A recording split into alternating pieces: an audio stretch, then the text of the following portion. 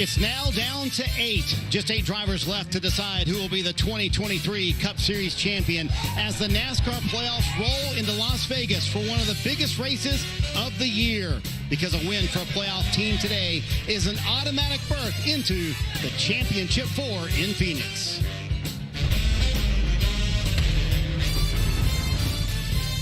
Welcome to Countdown to Green, presented by Sonic from Las Vegas Motor Speedway, and the kickoff for the round of 8 in the Cup Series playoffs. Today we're high above the Speedway in the booth, and I'm surrounded by Hall of Famers with Dale Jarrett and Dale Earnhardt Jr. I am Marty Snyder. You know, Junior, as the teams come into the round of 8, do the playoff teams need to be thinking, we have to win in this round if we want to be in the championship? Yeah, absolutely. I mean, you're going to worry about points, but you have to assume that one of the playoff drivers is going to win each one of these 3 races, so the rest of the guys are going to be fighting over for that final spot for points. So I think that's the way it's going to go.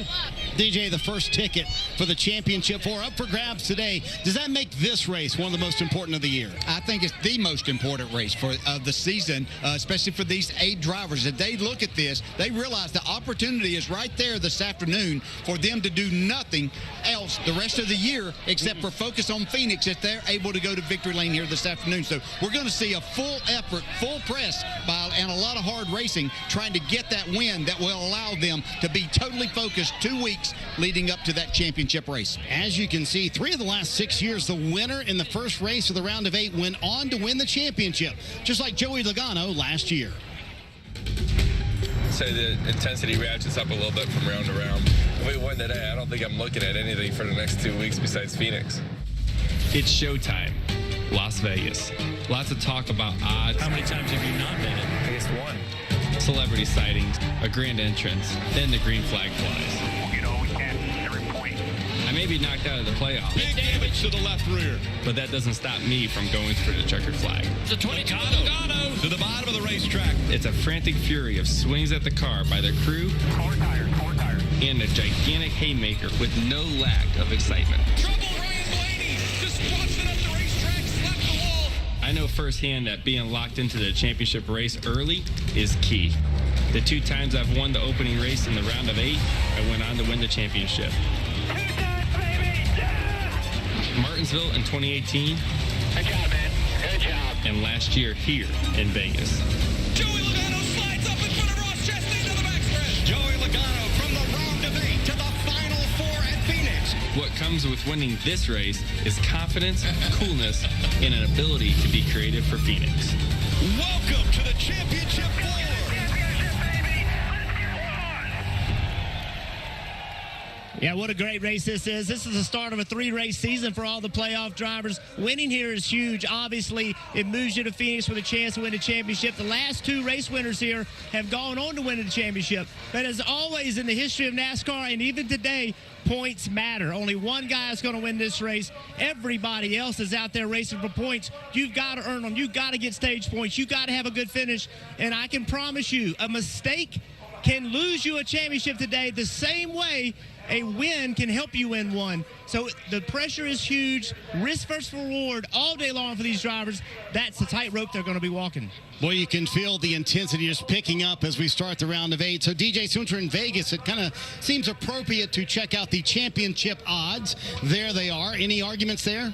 No, these people know what they're doing out here. And as you look at that, I think we would all agree. William Byron, Kyle Larson, Denny Hamlin, they should be the favorites in this. And you can't go wrong with Truex there. I will question Christopher Bell being down there at plus 12. That's a lot. That's a big bet for a guy that won his way all the way to Phoenix last year and understands what this is all about. And by the way, Bell on the pole today. But the favorite, William Byron, has 6 wins on the season right now. He's with Dave Burns. And one of those wins came right here, Marty, at Las Vegas Motor Speedway. William, I'm wondering, and you dominated that day, by the way, how big a challenge will it be to do that again, or is that even on the menu today?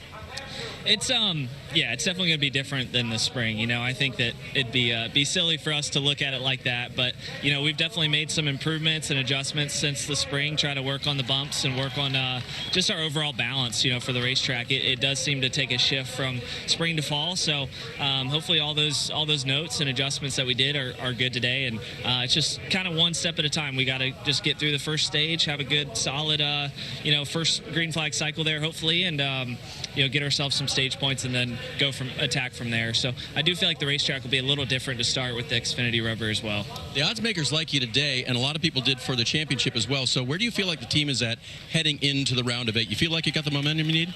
Yeah, I mean, I think we've got all the tools we need to be successful. We got a great pit crew. We have great strategy, great crew chief, great engineers, car chief. So you go down the list, it's all good people. So we've got all the tools necessary. Now it's our preparation's good. It's now execution. So it's just going out there and doing what we've done all year. The last round was really a good blueprint for what we're capable of, finishing the top 2 every race. And but you hope that's not in the past. You hope you can carry that performance to this round too. Appreciate it, William. Good luck today. Marty, what they did in the spring, well, they thumped everybody. We'll see what they can do today. Yeah, he would love to sweep the year here at Las Vegas. So, Junior, we saw what Vegas thinks about the championship odds.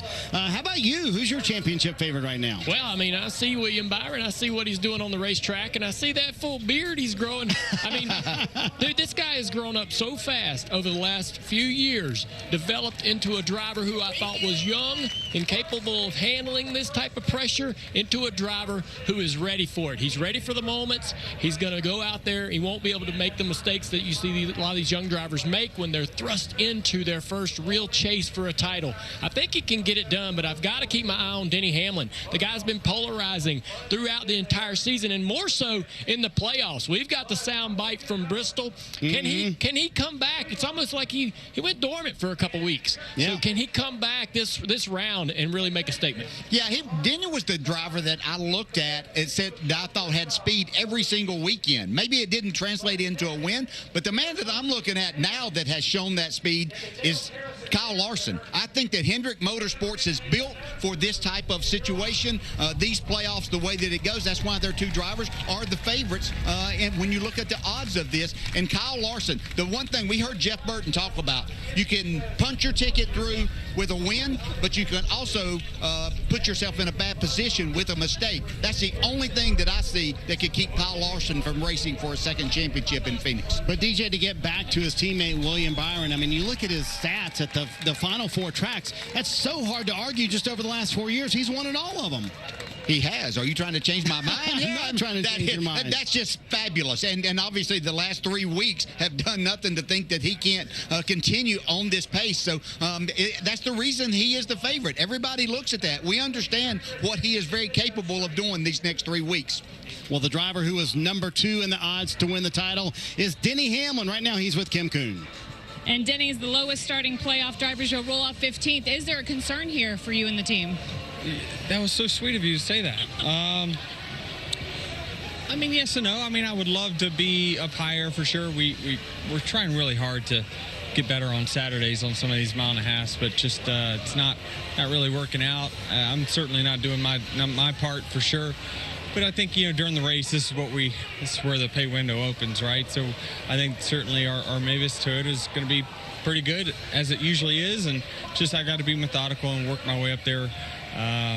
It could take a little time, or we could go right to the front. You just never know. But really optimistic. I'm not too worried about where we're starting. All right, Marty, read into that how you want. Yeah, they got some work to do today. By the way, the boss man, Michael Jordan, is here. He didn't take your money on the golf course this week, did he, DJ? No, but he could have if he would have shown up.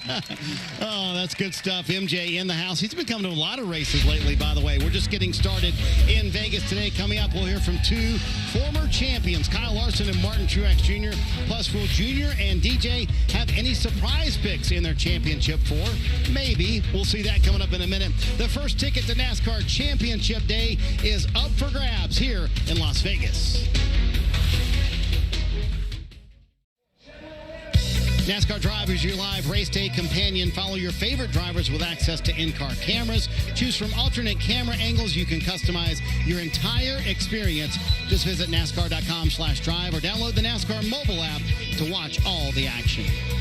Well, here's what's on the menu presented by Sonic. Former Cup Series champ Matt Kenseth has a new job. He will be the competition advisory for Legacy Motor Club starting next season. Kenseth and Jimmy Johnson both here on site today. Carson Hocevar has signed a multi-year deal to drive the number 77 Spire Motorsports Cup Series car starting next year. And the round of 8 starts with Chris Buescher, Tyler Reddick, Christopher Bell, and Ryan Blaney below the cut line. Just 30 points separates the entire field. And Jr. Here's how that field shapes up. Yeah, it's incredible. 30 points from first 8. That's as tight as I can ever remember it being. Stage points will be so critical. If you do not get stage points during this round, you will not move through. Well, after a rough round of 12 for two former champions, Kyle Larson and Martin Truex Jr., they're just happy to still be alive in the title fight. A terrible start for Martin Truex Jr. and the 19 team. Had an awesome race car. We're going to have a really good day. Just not real sure what we need to do to get some luck right now. Into the wall he goes. The 19. He called it. Hang up there. Hang up there. He slides it into the walls across. It comes out. Yeah, we just went in there side by side and I lost it. Martin Truex Jr. got tagged from behind. What the hell is he doing? I feel like we've just been slipping through these playoffs by the skin of our teeth. Oh man. Oh, that's hard. I'm upset at myself, but should have been more patient with things in practice. Kyle Larson is through, as in advanced, and it wasn't after a little bit of work this weekend. Happy to advance and look forward to the next round for sure. And Kyle Larson and his fine team had a very strong first round. The last round, though, seemed to hit some struggles for you and the team. So as we look at today, what can you guys do and what do you need to do here at Las Vegas? Well, I mean, yeah, the first round went great, so obviously we'd like a round similar to that. The second round, we were fast. We had a great car at Texas, made a mistake. Great car at Talladega, just didn't have things work out at the end. Then I made a mistake at the Roval in practice and kind of had to dig from behind there. So just try to limit mistakes, I think, is the biggest thing of this round. And I know my race cars are going to be really fast again, so just got to, dig down deep, stay focused, and just not try to get too much out of the car and out of myself. So I know my team is as good as it gets. So just like I said, got to limit the mistakes and we'll be fine. Kyle Larson has great track position to start this race. He'll roll off from the front row. Dave? Kim, the challenges have been many for Martin Truex Jr. in these 2023 playoffs, but now we come to a track where you've won twice. You've actually won in all the final 4 tracks. So what is the thought process for today? Do you get it back on track? Well, I hope so. So far, I feel like our weekend's gone well. Yesterday was a good day practice and qualifying, and they hit what they wanted to when we got here. So hopefully we can make the right adjustments for the race pace and the temperatures today, and keep our Bass Pro Camry up front. He qualified 4th, Marty. He'll start up front. And usually when he qualifies that well, Dave, that's a pretty good sign Truex will be good in the race. But, DJ, you've been adamant that Martin Truex Jr. will not be in the championship for. Why? Well, I'd say they're going to have to pick up the pace of what they've been doing. They showed me 6 races of underperforming as a driver and a team. And I'm not going to put as much on the driver. I think that they just haven't communicated very well. And what I see, they're going to have to show me that they're ready. The fact is, though, he has 6 wins at these 3 tracks coming up. Couldn't line up any better for him and this race team to get their way through, whether it's with a win or gathering the points. But they've got to get back on track here. That makes no difference. The good side of it is they're winning that regular season championship and gathering all those points still has them in the possibilities of winning a championship. Yeah, they got to just run up front all day long. Hang on to that track position, get the stage points, and start performing like we know they can. Junior, if you look at the round of 8 tracks, is there one playoff driver that has an advantage, you think? Well, I like Christopher Bell, our pole sitter. I mean, I think a lot of people like the odds makers. I think everybody's overlooking the guy. DJ mentioned what he did this past year to be able to get himself through. Nobody had him pegged then. And I think he can come out of here with a great run today, starting on pole, hold on to all that track position, do basically what Cole Custer did in the Xfinity race yesterday and get a bunch of stage points and really sort of stake his claim toward one of them 4 spots when we go to Phoenix. When we come back, is there really a wedding happening at the track during an actual live pit stop? We'll hear all the details about that next. DJ, I wonder if we're invited. I hope so. I haven't gotten my invitation. I don't know. We'll have to go down the 4 pit and see if we can be a part of it. Plus, who do Jeff Jr. and DJ have in their championship 4? Find out next. Countdown to Green is brought to you by Sonic. Sonic.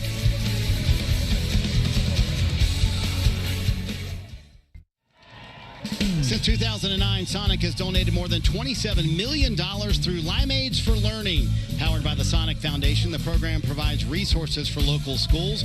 This week's spotlight is on Alma Godoy, who teaches kindergarten at Snyder Elementary right here in Las Vegas. Sonic provided Mrs. Godoy with snacks for an entire semester to help her students maintain focus and energy levels. Visit DonorsChoose.org to make a contribution to a teacher in your area, or simply buy a drink at Sonic.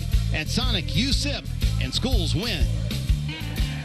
Here at Las Vegas Motor Speedway, the attention, the focus, all on these 8 championship drivers. Hey, put your fluid tire, guys. Down. It's amazing how many of the playoff contenders have had problems. We've seen a lot of mistakes on pit road today. Bubba Wallace. And he comes back across the track, tags the 5. Stay up. Stay middle. A playoff driver involved in this. Somebody there decided that they were going to take some action. William Byron gets sideways, made contact with Ryan Blaney. That's big, baby. Nice job. Yeah, we took a gamble this weekend. Kurt Busch is going to win in his hometown. Logano slides up in front of Ross Chastain to the backstretch. Welcome to the Championship 4. Yeah, something's wrong with you. That doesn't get you fired up for this race. You know, the pressure is high. This race has created so many moments because of it, and it's not just for the championship contenders. Clearly, they're out here trying to win a championship, but there are other drivers out here trying to salvage a year. The pressure is high for everybody. Your opportunity for this year is almost over. There's only 4 races left, so everybody's trying to bring it. Some drivers and teams thrive on that pressure, others fold. But one thing I know for sure, guys, is the more pressure it is on all these guys up and down this road, the more fun it is for us to watch. That's very true, Jeff, isn't it? Okay, guys, time to go on the clock, make a case for why this driver below the cut line right now will make the championship 4. DJ, we'll start with you and Chris Buescher. Yeah, what I'm going to tell you is what has to change if he's going to do that. He's got 1 top 10 here at Las Vegas, and he's never had a top 5 on a mile-and-a-half racetrack. So he's going to have to perform at a higher level, which he's been doing this year in his best year. And just letting you know, he could be a sleeper pick in my 4. Tyler Reddick loves the high line, and where do you run here for speed? And at Homestead next week. Those 2 tracks line up great for him. He's 3rd in points at the mile-and-a-half racetrack, so things are setting up well for him in this round. And also, don't forget about that Kansas win. Very similar racetrack to what we have today. Yeah, and I'm going to go to Christopher Bell here. I think you just know this. This man's been here before. He had to win his way through last year to be a part of the Championship 4. He understands what this pressure is about. And, oh, yeah, that's a very fast race car today. Good chance for him to make his way into the Championship 4 right here this afternoon. I've not give up on this guy yet, Ryan Blaney. He won at Charlotte in the spring. He runs well at Martinsville. He's decent here, but that won't be good enough. Starting 12th, he's going to have to move into that top 10, try to get some of those stage points in round 1. He cannot leave here finishing outside of the top 10 in 1 and 2. Yeah, you get the feeling that today is a massive race for Blaney if he wants to advance. Fellas, I think we've seen a lot of racetracks over the years, but a wedding during an actual live pit stop. Dave Burns, is this a real thing? Marty, here is the scene down here. I am with Nick and Tori, bride and groom. Actually, bride and groom. Behind us is the pit box for the Ford team, and out there during the first pit stop that they're performing live, the Busch guy will be performing the wedding right here of Nick and Tori. I asked him if he'd been ordained just for this. He said yes. I asked them why they were chosen out of hundreds of couples. Well, Nick proposed at the NASCAR Hall of Fame, and they're from St. Louis, home of Anheuser-Busch. One question, Tori, are you nervous? Very, very nervous, but excited. It's awesome. Nervous but excited. It will be awesome. One other thing, they won't really be able to hear their vows, Marty, but they said the Busch guy, he projects really well. Oh, that is awesome. We've got to watch that. It's going to be fun to watch, isn't it, DJ? It sure is. I mean, how about this? What a great opportunity for him. Where do you Something they'll never forget. Where's your honeymoon? Congratulations, Nick and Tori. Look, they're practicing already. Is your honeymoon at the Daytona 500? Or? That would be perfect. By the way, the Busch guy got ordained. Have you ever been ordained? I've been asked to do that. I would be surprised. I don't know what do you got to do to get ordained. I hear Latar's ordained. Yeah, I know. Supposedly, That's yeah. scary. There certainly will be fun for the fans. You can see it Las Vegas today. On the track, though, all business as the Cup Series kicks off the round of 8. The best guys who can rise up and really perform in those tense moments, huge situations, they end up making it and having a shot at the championship. Southern 500, baby. I beat your favorite driver. All of them. Awesome job. Playoff, baby. Let's go. Let's go, man. Boy, Junior, you look at those last round, and you had Talladega, you had the Roval in there. It was tough from a racing standpoint. Is this round the toughest on the drivers mentally? I think so, because, we've heard people talk about, or drivers talk about getting to Phoenix. That's a win in itself, just to make it and be one of the 4. So what does that mean? That tells me that missing it that failing to get through this round might be the biggest disappointment of the season for the whole team, the whole organization. Yeah, mentally it is tough. I look at these tracks. You have to attack all three of these racetracks, and it's very, very difficult. You talk about the bumps that you have to navigate here, the restarts, running right against the wall next weekend at Homestead, Miami, and then go to Martinsville, the short track, bumping and beating and trying to keep your way in it all day long there to have that opportunity. Tough driver. His skills, I think you're going to have all of them if you're going to plan on making it. Well, Ryan Blaney won his way into the round of 8 with the win at Talladega. Right now he's with Kim Kuhn. Yeah, Marty, in this race last year, he made a mistake that I know weighed heavily on you. How are you using that and the lessons learned to guide you both through this race and this round? Yeah, I think you just take that stuff and you try to, all right, what could I have done better there, and then you apply it if you're in that spot again. So I'm excited for today's race. Tarkett Menard Ford Mustang. It was pretty good yesterday. I think qualify as good as we thought, but hopefully we got some good race pace and be able to get up towards the front. This place has been pretty good to our organization over the years. You just hope to learn from that success and try to apply it. Ryan rolls off from the 12th position. Okay, guys, time for you to bring out your championship 4 picks. Let's get Jeff Burton back into this conversation. And, Jeff, why don't you lead us off? Well, I'm going to go with the 3 guys I think have been the fastest all year. William Byron, Kyle Larson, Denny Hamlin. They have speed. Speed overcomes other issues. The guy that my 4th guy, I'm standing right here with Christopher Bell's car, not picking him. I'm going with Tyler Reddick. I just think Tyler Reddick, the next 2 weeks that are coming up are this week and next week. He'll win next week at Homestead. I think he'll go to Phoenix with a shot. All right, DJ, who do you have in your championship 4? Yeah, you can't overlook Kyle Larson, Denny Hamlin, William Byron as the favorites there. I've got those guys there. My sleeper pick, as I just mentioned a while ago, Chris Buescher has had an outstanding year, and there's just something telling me this young man is ready for this moment. So, Junior, you had Ryan Blaney in at Darlington. Are you sticking with Blaney for your championship 4? Yeah, I don't think it's fair to change it up week to week based on performance. Yeah, I'm staying with William Byron, Blaney, Truex, and Hamlin. But today, I'm going to be honest. Today's the day for me to really stick with Blaney or not. I need to see what kind of performance he has on the racetrack, and by the end of this day, I'm either going to stick with Ryan Blaney going to the Final Four and winning the championship, or I'm off the boat. DJ, I'm surprised Jeff Burton was the only one who picked Tyler Reddick. With Miami coming up next week, you could argue on the entire NASCAR calendar that's his best racetrack. It is his best racetrack. I'm looking at the competition that he has to beat. I don't care how good you are at a place. You've still got Kyle Larson's as good as anybody else there also. William Byron has proven he can win there. Truex has won there. So even though it's their best spot, you've got to perform. If you can't get a win, you've got to perform at a high level. And, Junior, do you need to see something from Denny Hamlin today to kind of kick off the round of 8? Yeah, I mean, I think Denny Hamlin, that team's performed amazingly throughout the playoffs, but I need to keep seeing that. He has the confidence. He has new confidence, different confidence this year. I hope it keeps rolling. Boy, you can feel the pressure in the garage area. You can feel the pressure on the grid as well as the round of 8 for the NASCAR Cup Series kicks off. When we come back, time for today's pre-race ceremonies from the Las Vegas Motor Speedway.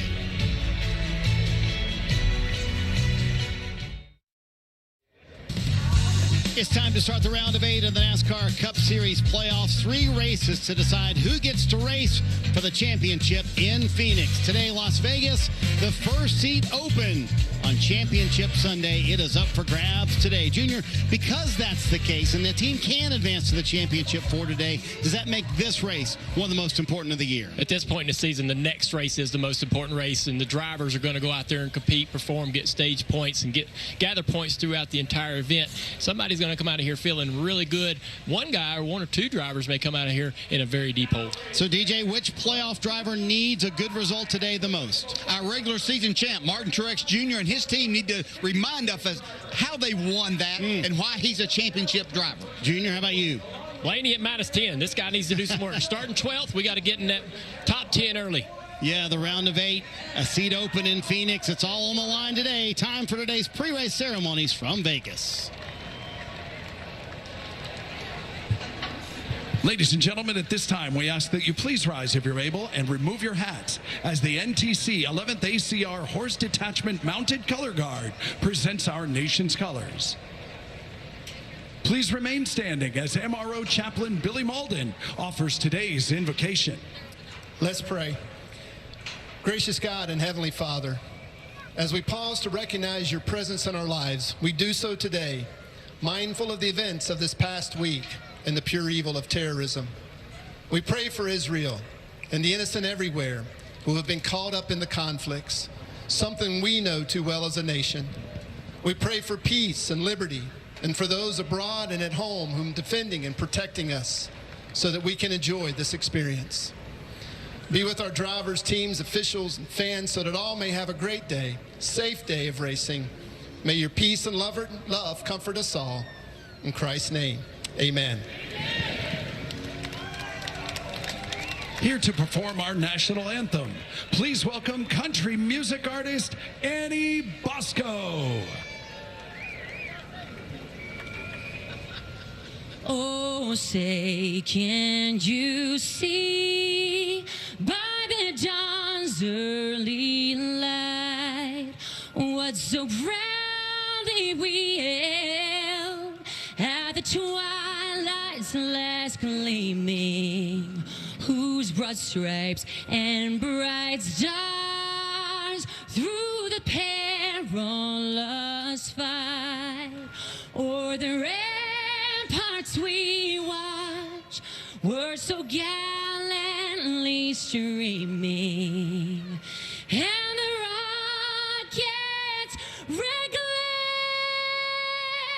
the bombs bursting in air, gave proof through the night that our flag was still there.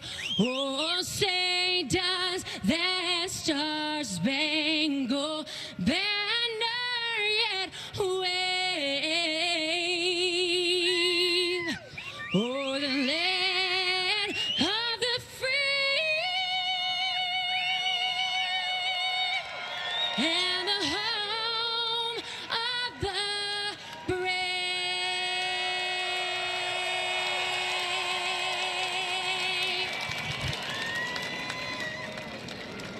First spot in the championship 4 is officially up for grabs. The round of 8 for the Cup Series starts when we come back on NBC Sports.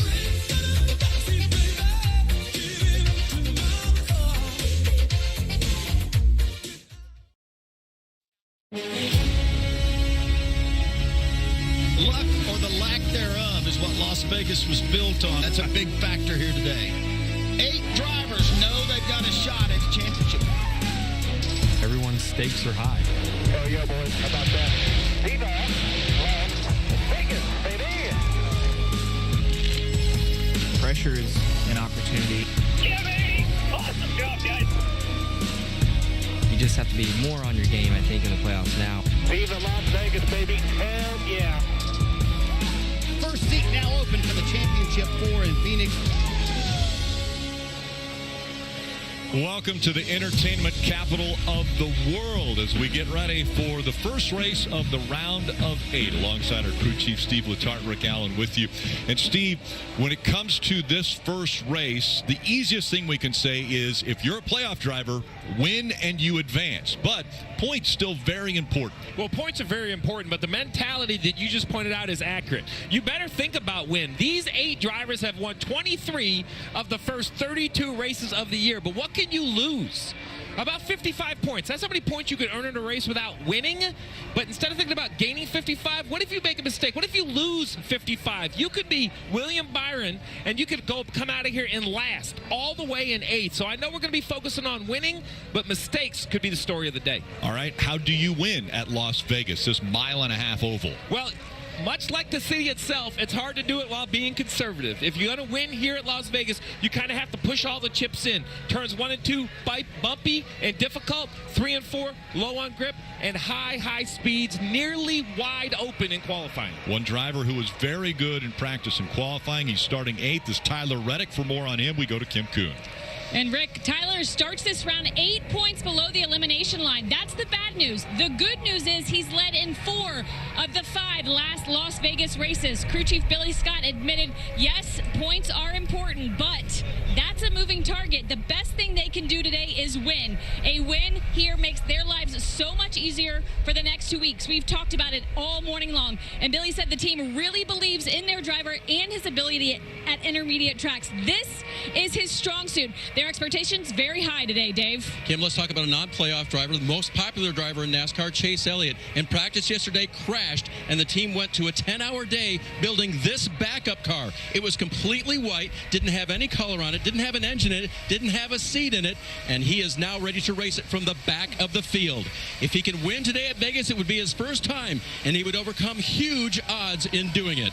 So, how about a sure thing? Let's fire the engines.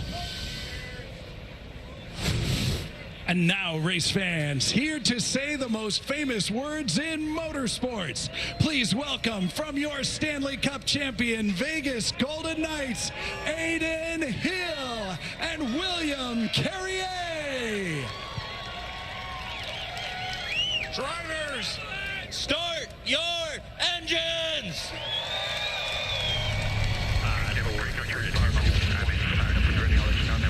We've talked about the cars and the stars, but one thing we haven't spent a whole lot of time talking about is this racetrack. It is a fast, mile-and-a-half challenging track. Why is it so challenging? Part of the reason is these bumps all the way around the corners. Look at the scars in the racetrack.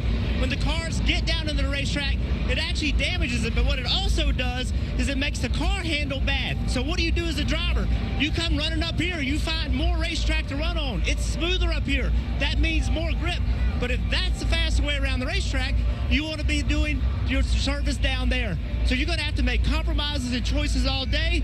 That's what makes it fun to watch, and that's why it's so challenging to try to win these races. When we come back, we're going to see a green flag.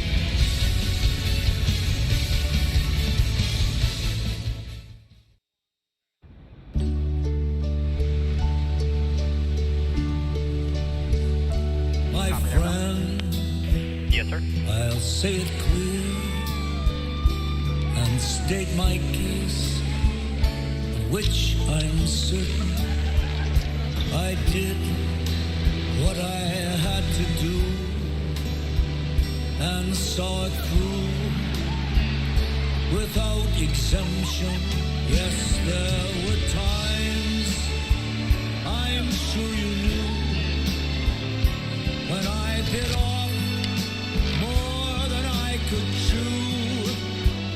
And through it all, when there was doubt, I ate it up and I spit it out. I faced it all and I stood tall. Southern 500, baby. Oh, yeah! Awesome job! Playoffs, baby! Let's go! Let's go, man! I'd be your favorite driver. All of them. The record shows I took the blows and did it my way.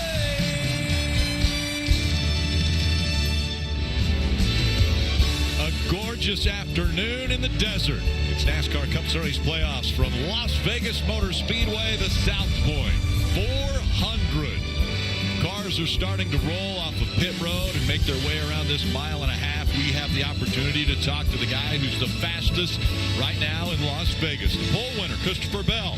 Steve, dial him up on the radio. Well, winning poles in the playoffs. That's been Christopher Bell's mantra. Fourth one so far. Let's see if we can get him. Hey, Christopher, it's the NBC booth. Yes, sir. I got you guys.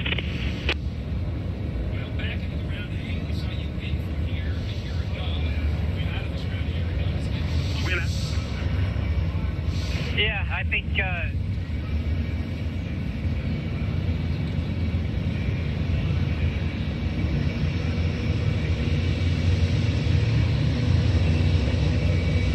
And so we had a little technical difficulty there. And Steve, it was a great question. I heard it, but you had an issue there with some of the audio. But anyway, Christopher Bell is on pole, and he and Kyle Larson are going to bring this field to the green flag. Before that flag flies, let's get a few more stories about these playoff drivers, and we'll start with Kim and Buescher. Well, playoff driver Chris Buescher was the highest qualifying Ford in the field. He'll start 5th, and this will be his first top 10 start ever at Vegas, so they have the speed. What can they do with it? Chris told me this morning this is by far the best car he has ever had for a Las Vegas race. He felt really good in practice. The key is going to be keeping that track position, especially early. He said he feels like they've made more progress on intermediate tracks than people are giving them credit for, and Dave, he's hoping they can show that off here today. Alex Bowman is not in the playoffs, but he reminded his crew chief Blake Harris yesterday that his average finish at this track is 2. He was not happy with his qualifying performance of 14th, but he said if we can get that type of finish here today, we can up our average back to 2 here. They finished 3rd here in the March race, Marty. Dave, I spent some time with Kyle Larson this morning. I asked him to describe the round of 12, and he said it was a round of mistakes for us, but if we can not have that here in the round of 8, I know we have the speed to win the championship here in 2023.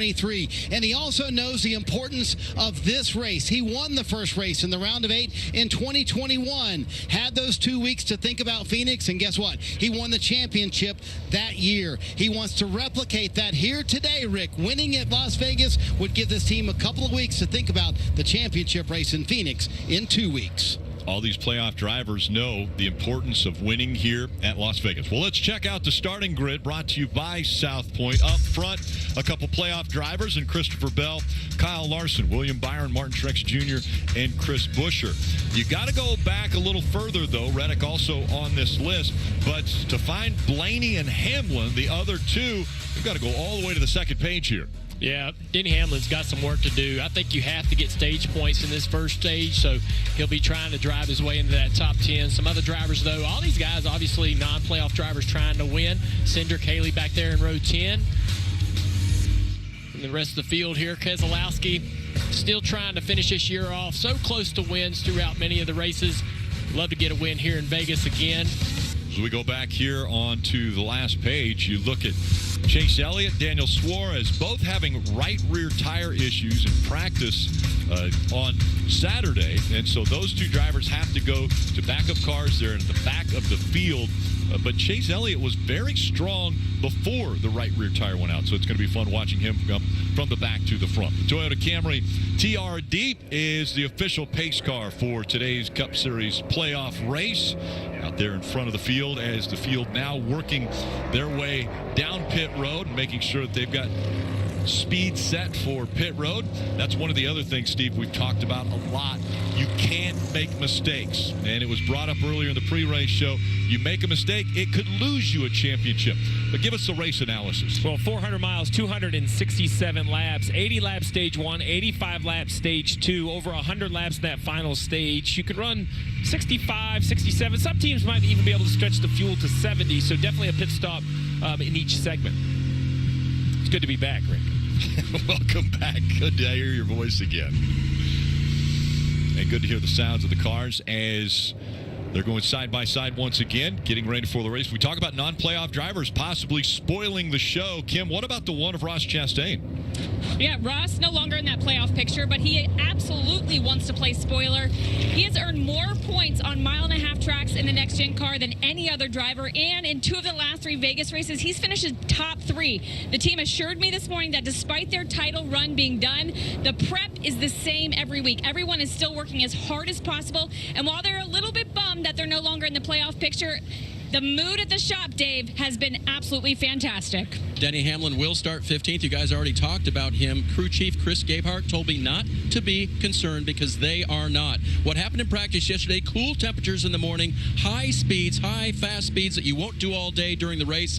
That is not his wheelhouse. That's not our wheelhouse, and we're not concerned about where we're starting. We do need to get to the front. We feel like this hot, sunny day, slick on the track, will help get us there, Marty. Dave, William Byron has 6 wins this year, including here in March. And I asked him, hey, how much momentum does that give you guys coming in to the first race in the round of 8? He said, I'm not sure it gives us anything. The racetrack was so different in March than it will be today. Highs in Vegas expected to be around 85 degrees. He told me the track will be very slick. It's going to be interesting to see how the racetrack develops. And if William Byron and Rudy Fugle can carry over what they had here in the spring, Rick, and sweep the year at Vegas and earn a spot in the championship 4.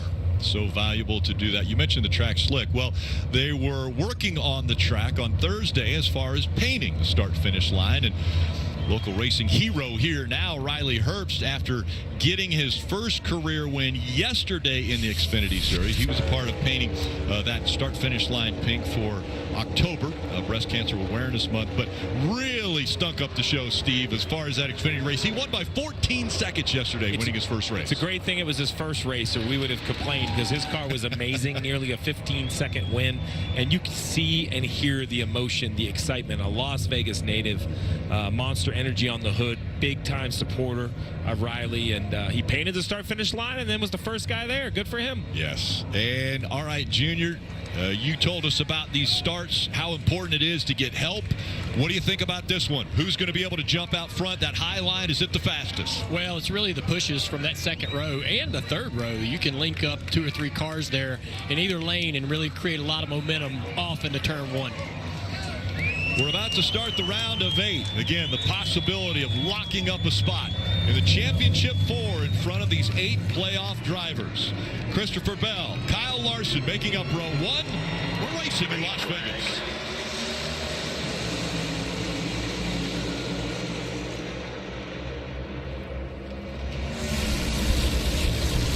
Truex Jr. with a good push early for Christopher Bell, and he's able to jump out front. Larson has that second spot. Third still contested.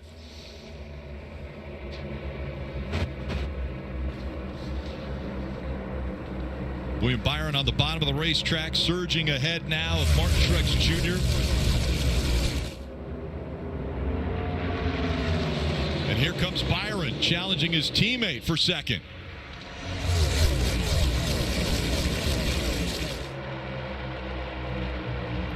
See what Jeff Burton was talking about in the pre-race, the difference between the bottom, the middle, and the top in 1 and 2. William Byron, the only one running the bottom. The other, the 20 of Christopher Bell, and that blue and white 5 of Kyle Larson, chose the middle last time. We'll see if they stick with that strategy again this time at the rougher end of the racetrack. Larson with the momentum now as he's got to the back bumper of the 20 of Christopher Bell. We'll see if they take different lines. And here comes Larson. He goes to the bottom of the racetrack. He's going to take the lead away. Yeah, he's going to clear off turn 2 down the back straightaway, see what kind of momentum the 20 car has to fight back.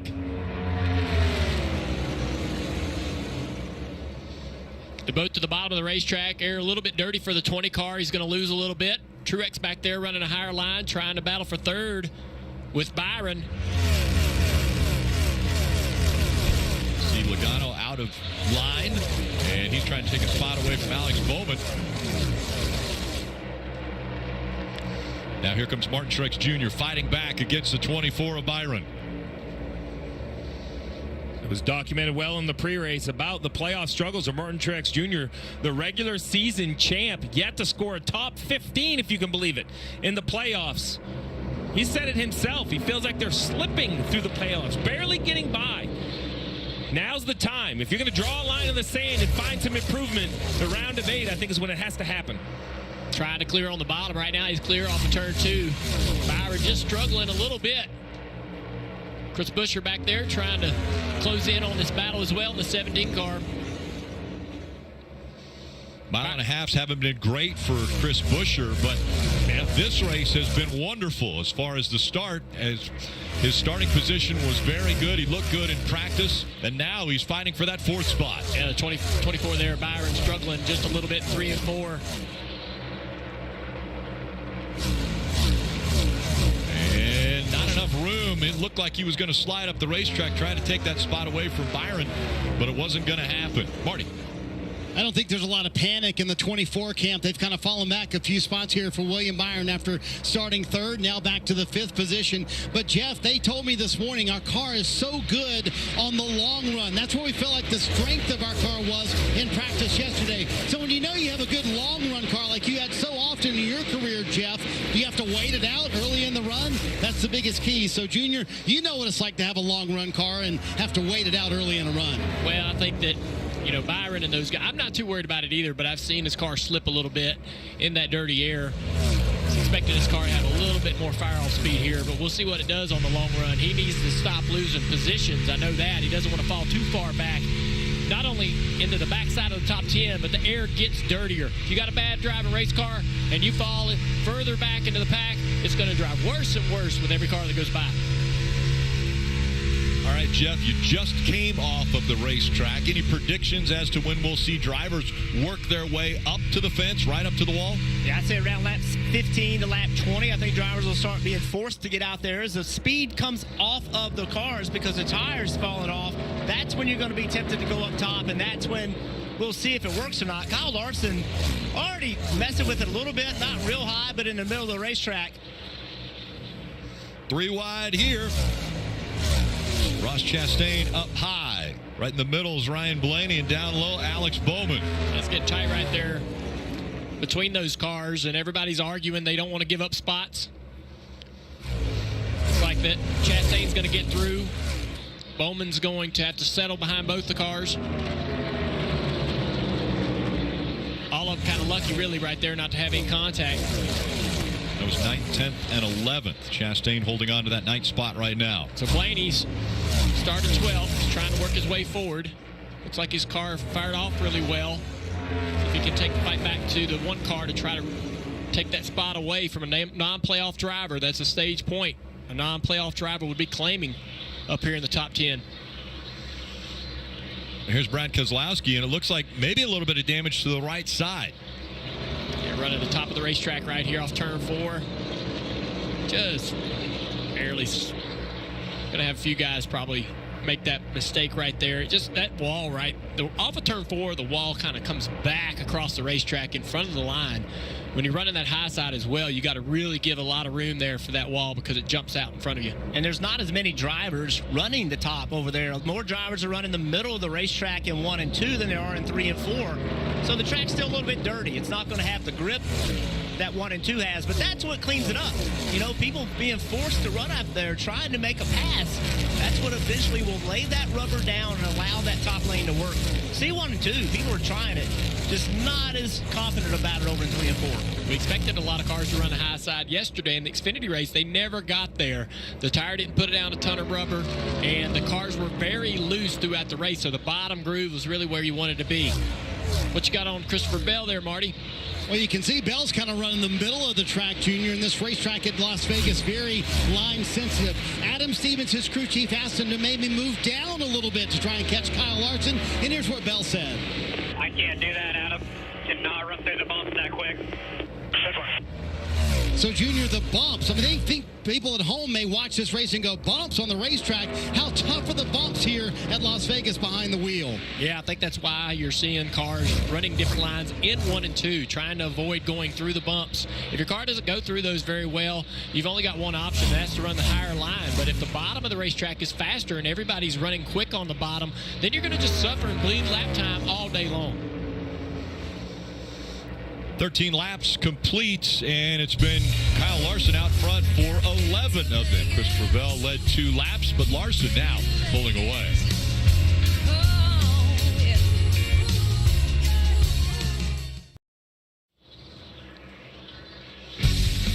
NBC Sports coverage of NASCAR is brought to you by South Point Hotel, Casino, and Spa, where the racers stay in Las Vegas.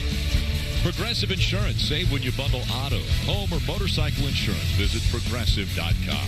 And by Northern Tool. Start solving your projects today at NorthernTool.com. We're made for this. Beautiful skyline of Las Vegas and Las Vegas Motor Speedway, located about 8 miles just to the north of the Strip. And Kyle Larson still has a little over a half a second lead over Christopher Bell. Then it's Martin Truex Jr., Chris Buescher, and William Byron. The top 5, all playoff drivers, all with an opportunity to gain as many points as they can at the end of stage 1, but also that win in advance is so important. See Denny Hamlin in the 11 creeping up in the 12th position. Chastain and Bubba Wallace right in front, 11th and 10th. And as we get 22 laps into this run, it's worth reminding everybody as we ride on board the Coke Zero Sugar Cam on top of the roof of Hamlin's car. Remember, 2 cars started in the back, right? The 9 of Chase Elliott, the 99 of Suarez, and that was because of accidents in practice after having right rear tires go down, go flat. And this is due to the crew chiefs, the teams, trying to get all they can out of the race car, which is the goal. You see it. Right rear goes down, flat, into the wall, a heavy impact. what they're doing is it's all aerodynamically driven, if you can believe this. You want to get the back of the car, the diffuser, as low as possible. And mechanically, you're kind of out of ideas. You can't just travel it more. So you actually just take air out of the right rear tire. It squishes more like a beach ball that's lost some air. It gets squished a little bit more. The back goes down. The problem is if you go too low in air, you could damage that right rear tire. Bring that up because it normally doesn't happen right away. It happens longer into the run. 23 laps in currently. We'll see if the garage here took note of those issues in practice. Riding on board with Reddick, Toyota Camry, as out front of him, Ryan Blaney just passed him for 7th place driving through the field. The battle for the lead is heating up, though, between Christopher Bell and the 20 car. Kyle Larson out front in the 5. Let's see which line they run. Christopher Bell's ran him down. Christopher's going to go to the higher line. Haven't seen many people make a lot of time in 3 and 4 using the high line, but it may be coming in, like you said, Jeff. Lap 23, this is right around the time where we may see people moving up off the bottom of the racetrack in 3 and 4 for time. Down in 1 and 2, it's about trying to get through the bumps. Where do you want to go to try to get that car where you have as much lateral grip as it's bouncing through that part of the racetrack? Christopher Bell, his car looks really good. You can see he's just trying to be on the inside of that 5 car. Just search for clean air. 5 car Larson, you see him wiggling around. The back of the car is loose. He does not have the rear grip that he's wanting at the moment. They had a close call. Steve, you showed us what happened with Chase Elliott and the right rear tire going down. It was a lap before in practice where Kyle Larson said, I feel some vibration. I'm going to bring it to you. He came onto pit road. Sure enough, there was a blister on his right rear tire as well. Yeah, very lucky he felt that. And normally they don't get warning until it just completely goes away. Truex is closing in on this duo as well. We see him right there in the screen, running 3rd. As Christopher Bell has sort of been challenged by the aero on the 5 car. The 5's kind of trying to take his line away, put him in dirty air whenever he can. That's allowed this 19 to close in.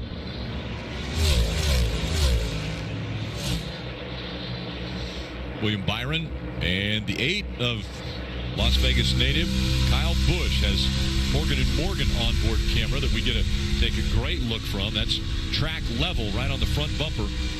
And right there with him, right behind this 8 car, is Blaney, lurking, trying to pass these cars. He has drove through this field. I'm really impressed. We haven't seen the speed we've wanted to out of this 12 car in the playoffs, but here today, closing in on an opportunity to get into the top 5 in stage 1. Started 12th. In practice yesterday, Blaney said something that I thought was very interesting and I think a positive for this team. The concern for Blaney all year long on 1.5 miles, great battle continuing for the lead, is that this 12 car gets looser and looser as the runs go. Does not have rear grip. Yesterday in practice, he said was the opposite. He actually got tighter, meaning that the front end did not turn as well. I think that's a major positive for this team. Christopher Bell making a move. Here he goes for the lead. Bell to the inside of Larson. And Christopher Bell dives to the bottom of the racetrack, and he'll complete the pass. But that momentum that Larson has on the high side, we'll see if it works on the front stretch for him. I think we also will see. We'll also see how good this 20 car is now with clean air. He's been sort of challenged being behind the 5, and he reclaimed the lead, having sat on the pole.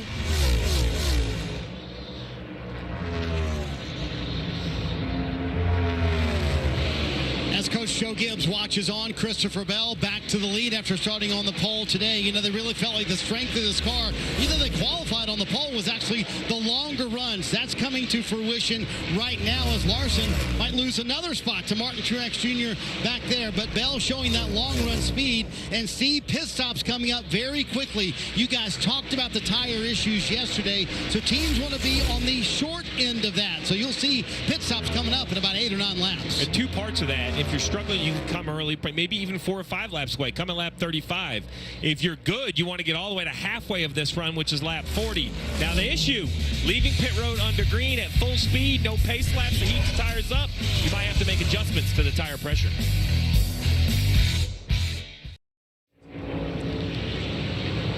Green flag pit stops happening at Las Vegas, working lap 34. You saw how loose Kyle Larson was. He wound up leading 26 laps, was able to hang on to second spot there when he came to pit road. And Kyle Busch having a terrific run, ran his way up into the top 5, but you saw that track bar adjustment. His car also too loose for Kyle Busch, and we'll expect a lot of pit stops coming up pretty quick, Steve. Dave? Ryan Blaney coming down pit road now, Marty. His car was building free just a little earlier than they wanted it to, so they've been making their pressure adjustment here for Goodyear Tires and Fuel. Kim? For Chris Buescher, he said, overall, I'm on the free side, but he did note that the ride quality very good on that Ford Mustang. Ford Tires, Sunoco Fuel for Chris Buescher under green. Still waiting for Bell. Truex Jr., actually the whole top 8 right now as they are running. Still to come to pit road. And this is, you just know you have to, you see we've run 36 out of 80. Math says right in the middle. Cars come to pit road, fresh tires feel good, you make adjustments, you're going to gain some time. But I don't hate this call by the 20 of Bell, the 19 of Truex. This is kind of one of those be afraid to lose. They are going to lose time. They may lose the lead to the 5 car. But if a caution comes out right now, they look like heroes. There's a ton to gain. This is actually the conservative approach by waiting a little bit longer, Dave. 9-car driver Chase Elliott said the balance is okay. Could be a little freer in the right rear, but that was about it. Starting from the rear of the field, he's been making his way forward. Oh, we hear the one of Ross Chastain got caught speeding on pit road. He'll have to do a pass-through penalty. Disappointment. I thought Ross in practice had one of the better cars. It's been an up or down year. Remember Nashville when we came back on the air, took over from Fox? He showed up on the scene and boom, went to victory lane. Great car. I thought he had that reasonable speed today or this weekend again in practice. This speeding penalty is definitely going to put the 1 car behind. Here he comes, an extra trip down pit road. Also on pit road, the 47 of Ricky Stenhouse Jr. and the 48 of Alex Bowman. Dave. Rick, remember, he was part of that 1-2-3 finish here for Hendrick Motorsports in the March race. So he'll get 4 Goodyear tires. His car was tight in the center of the corner and choppy tight on exit, Marty. Dave, when I talked to Adam Stevens this morning as Christopher Bell completes another lap on the racetrack leading, he told me this might be in their playbook. And really the reason, Steve, is because the other teams had tire issues. The Toyotas at Joe Gibbs Racing did not. He said if we can run a little bit longer in the stage, that'll help us. But Bell's going to come pit this time. And the problem is he's lost so much time to the 5 car right now that even with a great pit stop, the 20 of Christopher Bell will absolutely blend behind the 5 of Larson. You see Truex chasing on pit road. On the upper right, you see the track map, the 5 now just crossing the start finish line. So keep that in mind. Now the 5 is completing his lap. These guys are going to complete their pit stop. When they leave pit road, they will be blending against the 5, and that will be for the lead of the race, Dave. Steve, we saw a little bit of speed out of that Martin Truex car running up in the top 3.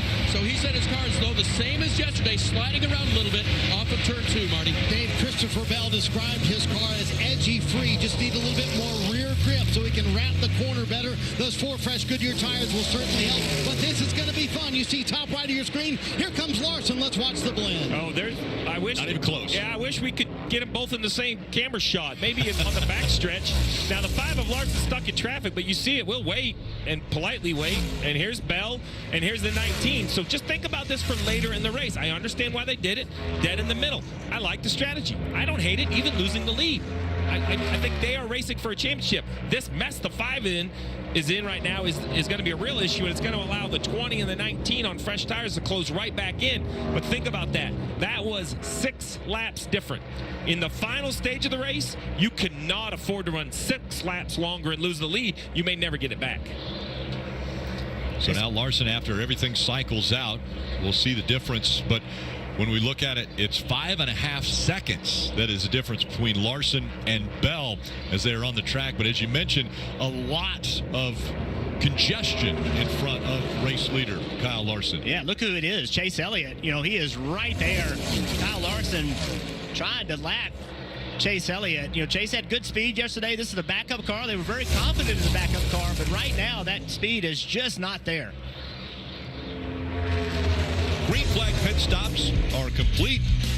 Kyle Larson back out front in Vegas.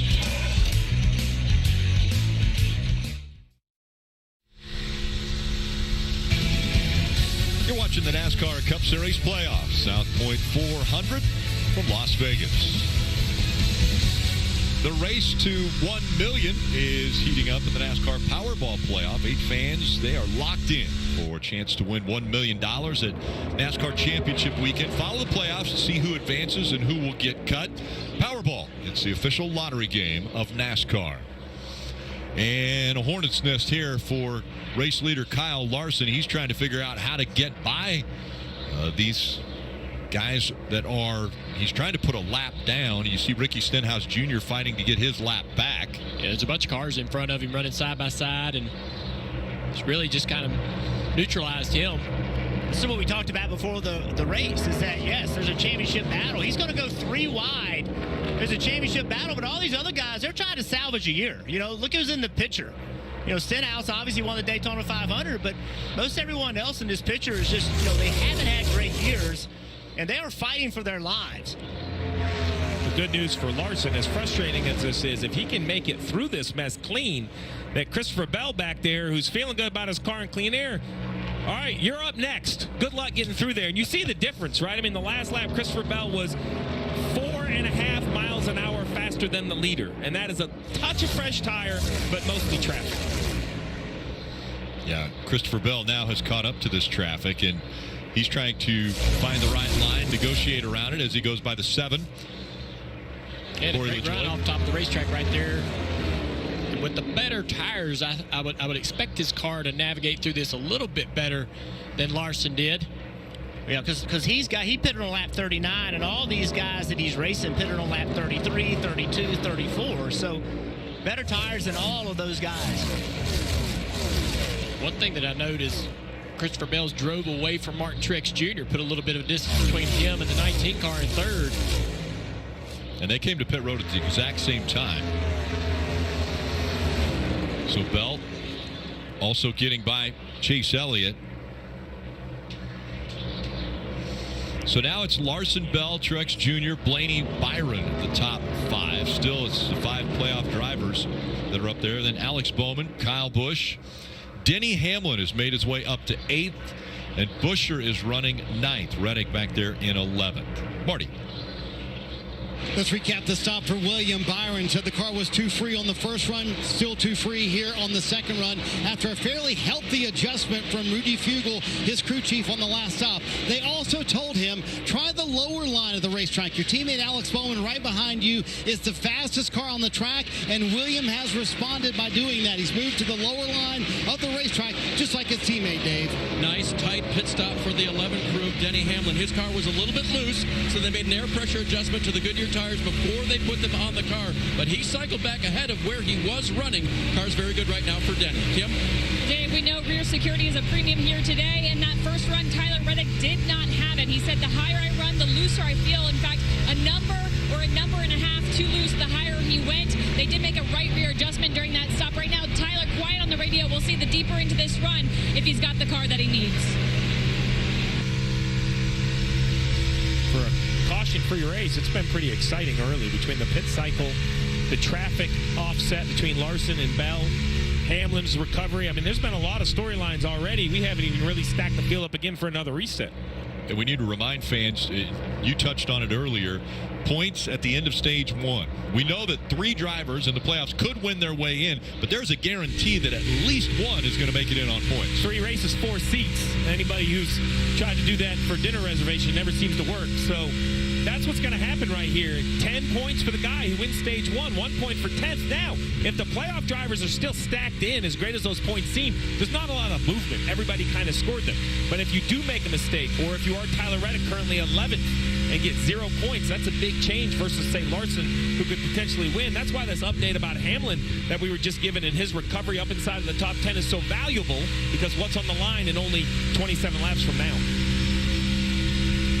The opposite side, Chris Buescher, right, he's back in 9th. Well, he had a 15-second pit stop, right? So he lost 5 spots in that green flag cycle. So what was a great start to the weekend for a driver who has never had a top 5 in a mile and a half. You heard Dale Jarrett say it in the pre-race. He's had some top 10s, never had the top 5. They have the car. They don't quite have the execution today. Just can't make mistakes. And that wasn't a big mistake, but it was still not as quick as the competitors he's racing against. Kyle Larson out front. First driver to win or race over 900 laps led this year. you get a fast car. The best guys who can rise up and really perform in those, tense moments, huge situations, they end up making it and having a shot at the championship. Southern 500, baby. I beat your favorite driver. All of them. Awesome job. Playoffs, baby. Let's go.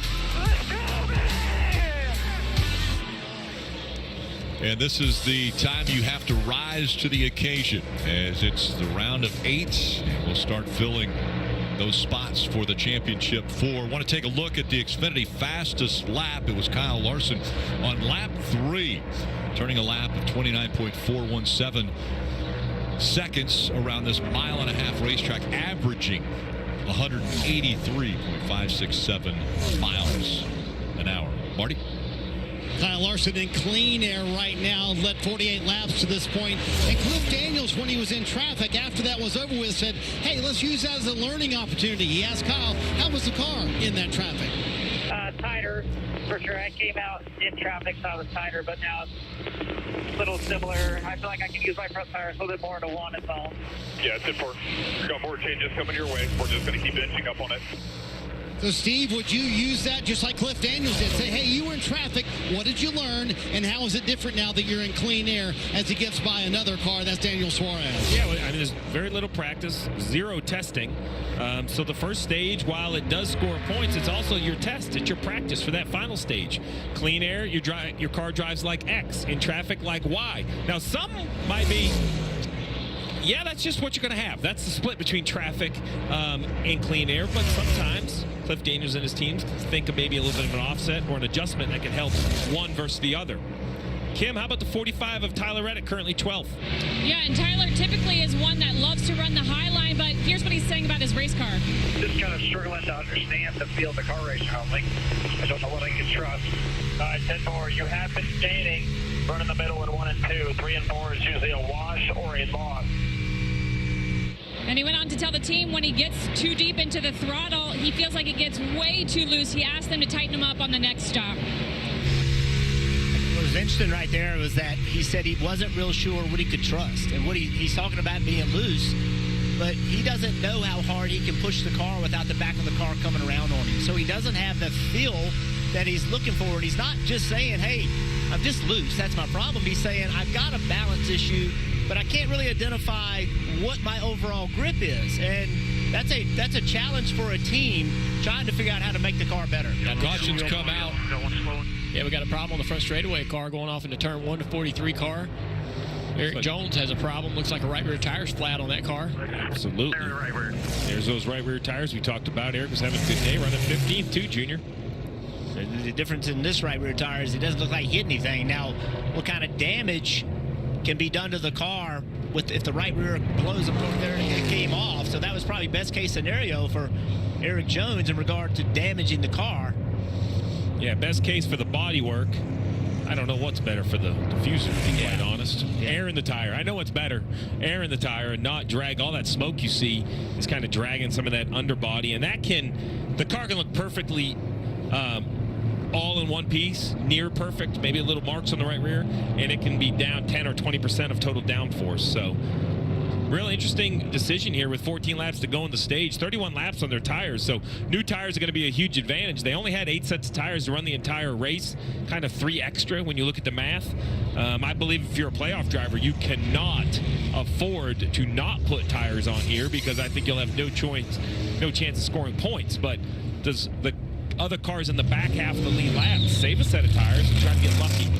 And Steve, this tire coming apart, does that drive people on pit road as well? People concerned they might have a tire problem. Yeah, especially if they made any adjustments to go more aggressive, right? That you may have started the race really conservative on air pressure after what you saw in practice with the tire issues, and then you make a step down to get more aggressive, and that was lap 33 on the tire for the 43 car. So definitely getting the attention of the teams in pit road. And Dale, we talk about this. Green flag pit stops are different. When you put tires on and ride around under yellow, the whole car's hot and the air pressure builds up nice and slow. But when you leave pit road, hammer down on the gas with that ice cold tire, it has less pressure than ever. So that is probably some of the issue we saw. Remember, that's the same as what happens in practice. We think about failures in practice. There's no pace laps in practice. So the first run of the race, you ride around slow for 3 laps. Not a big surprise. Nobody had issues.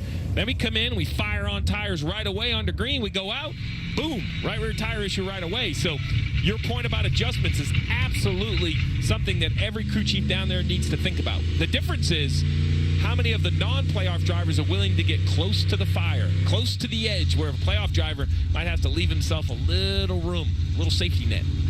Yeah, these are decisions. It's so difficult to make these decisions. You want to just race to get track position, right? We've seen that track position matters so much, but can you afford to make that decision and not put tires on? Steve, explain the tire issue, and we're going to have some fun with your virtual Toyota car. Yeah, let's go into our virtual Toyota car. To understand the tires, first we have to understand the aerodynamics. We're going to look underneath the car. That yellow area, that's the diffuser. The air comes underneath the car. Well, more total downforce. The lower that yellow gets to the back of the ground, the more total downforce you have. This is what the car looks like. So to do that, mechanically, you're out of ideas. So let me draw here real quick. You look, basically the height that right rear is off the ground. Now what we're going to do is take a little air out of the right rear tire. Remember, mechanically, you can't lower the car, so just flatten the right rear tire. Well, look at the difference. I mean, over here at the right, it probably came down an inch. Back here around the diffuser, there's no telling how much lower it is. That's a huge aerodynamic. That is why we run low on air. Remind everybody, this is the 9 in practice. Right rear goes down into the fence. You said it earlier. The 5 of Kyle Larson had one he felt, fortunately, and it wasn't just the 9.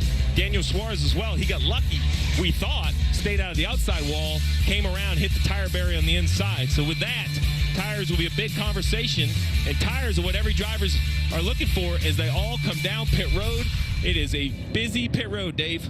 Thankfully, Martin Truex Jr. not reporting any issue like that, but he will get 4 new Goodyear tires. He gave James Small, his crew chief, 2 different definitions. When he runs a low line and when he runs a high line, they'll make fixes for that. Yeah, Dave, Cliff Daniel said, no question, we are pitting. You see Kyle Larson on pit road. He said his biggest problem, clean air, the car way too free. Also too free for Christopher Bell. But Adam Stevens makes a call for a 2-tire stop for Bell. So they get the track position here of those who pitted 4 tires for a lot of 2-tire stops as well, Rick. Yeah, they know it's a sprint to the finish. There's only 12 laps to go in stage 1, and so they're going to try that 2-tire track position strategy call.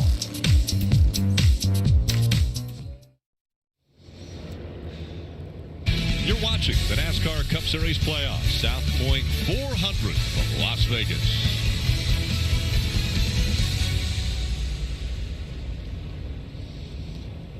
And the 20 of Christopher Bell off pit road and out in front of the field. Marty, was that a easy stop for the 20 team? Well, Rick, so much had been made coming into the playoffs about Christopher Bell swapping pit crews with his teammate Ty Gibbs coming into the playoffs. They were in the number 3 ranked pit crew coming into the playoffs. They've been in the 20s since then. Here's the stop, and here's what Adam Stevens had to say. Almost had an issue there, Bell. We need to stop a little more deliberate and a little harder, and almost come off the jack when he got it under there. 10-4. Steve, I talked to Christopher Bell about this. He said he was shocked at the little nuances that this team had to get used to for what Christopher Bell does on pit road. It may be a surprise to some people at home. Swapping a pit crew would seem easy, not necessarily so. Well, Rick, if you and I were pitting the car, we wouldn't notice the difference. But these athletes are so finely trained. Watch this jack man. He is looking at this post 5-6 feet away, and he jacks that car up right away. I mean, so what they're asking for is for him to stop more deliberately. Lock the tires up and come to a complete stop. Don't roll into the box. It's the smallest of things that makes a difference. It's kind of like a pitcher. If you have a knuckleballer, like Tim Wakefield, just passed away, old school knuckleballer for the Red Sox. He had his own catcher because the ball was so different coming at you. Pit crews and drivers kind of mesh that same way. Yeah, so we talk about how important stage points are coming to 10 to go. Chris Buescher from 4th to 9th going the wrong way under the green cycle. From 8th to 17th during the pit stop, he is in position to not get points. He will restart 17th as they're 2x2 once again coming into the restart zone. It's Bell and Larson again making up the front row. Larson on the outside, Bell on the inside, back into the gas to go.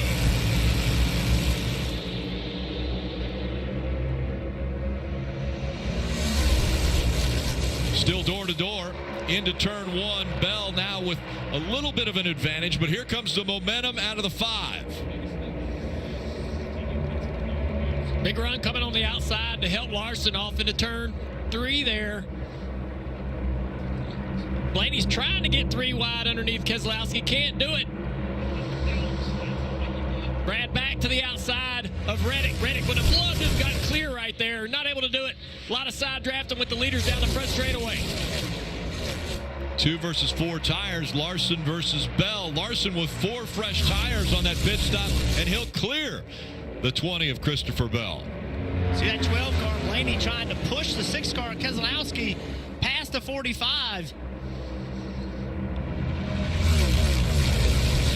Just able to do it right there. Keselowski's clear now. Side-by-side still with Truex. Now going 3 wide. Kyle Busch to the inside. Blaney on the outside. Truex in the middle.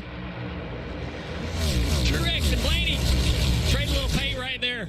They were touching on the exit of turn 2 there, and they'll touch a little more as they get ready to go into 3. Oh, Truex is trying to keep that 3 wide. He did not want Blaney to be able to drive across his nose like he did. Now, look at Byron at the top of the racetrack. He almost lost it right there and almost got into the right rear quarter panel of Busch. Riding along with Hamlin and that Coke Zero Sugar on board. And yes, it's 193 laps to go, but the stage points are being paid in 6. That's why you're seeing the aggressive racing. Denny Hamlin clear with Harvick. Carson Hocevar in that 42, going by Michael McDowell now. On the outside, we saw Buescher in the 17, also trying to make up some ground, but the laps are winding down, and Buescher's only up to 14. Hamlin to the inside of Byron right here. Hamlin slides up in front, takes the spot away. Watching from the Hunt Brothers Pizza from Kevin Harvick. Harvick right now running in that 10th position. Coming through turn 4, where they've got a nice sign up there for him saying, "Forever, thank you, Kevin."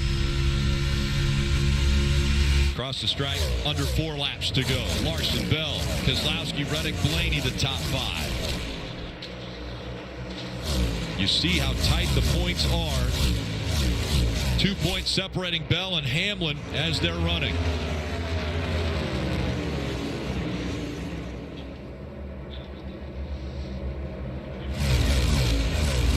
Truex and Blaney side by side.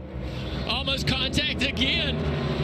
Blaney almost catches the wall, yanks the steering wheel just to try to miss the fence. These two are going at it. Coming to the end of this stage. Blaney can't give up a spot. I'm sorry, Rick. Blaney has to fight so hard to come in here down 10 to the cut line.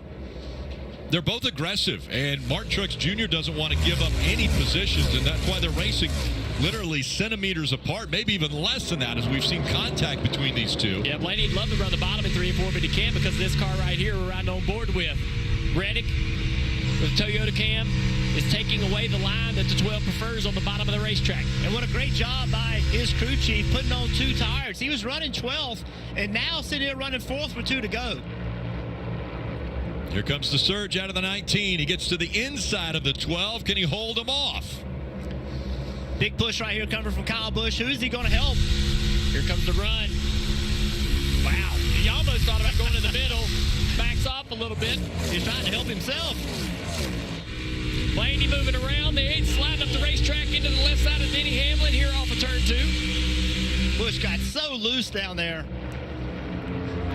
It's the final lap of stage 1. Again, the top 10 gain stage points. And it's going to be Kyle Larson who's going to get the win of stage 1. Bell finishing up in 2nd. Keselowski, Reddick, Truex Jr. all gaining points. Blaney, Hamlin, Busch, Harvick, and Byron. The one playoff driver that didn't receive points was Chris Buescher. He finishes 16th in stage 1. Larson and Bell grabbing the most points, but it's Larson with his 6th stage win already this year and his 3rd here at Las Vegas. Smiles all around, neons are flashing. NBC Sports coverage of NASCAR is brought to you by Pods Moving and Storage, trusted with more than 6 million moves. IHOP, we're flipping up a new menu with waffles, biscuits, burgers, and more. And by South Point Hotel, Casino, and Spa, where the racers stay in Las Vegas. In the clutch moments, a lot of pressure comes to the table. Pressure can be good because it means that you're going for something pretty special. When there was doubt, I ate it up and I spit it out. I faced it all and I stood tall and did it my way.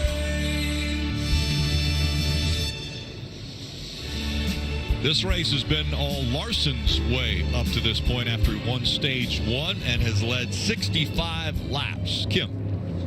And Tyler Reddick getting valuable stage points after a 2-tire call that last stop. This stop, though, the call is going to be 4 tires. He said, I about wrecked in 1 and 2. I am shocked at how loose I still am. Crew Chief Billy Scott, Dave told him, we will tighten you up a bit more.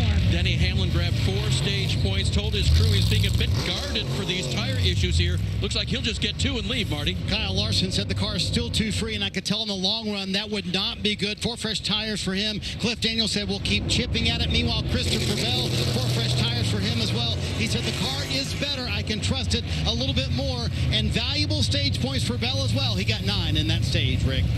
And I'm a little surprised the 19 of Mark Truex Jr. didn't come to pit road on this first opportunity.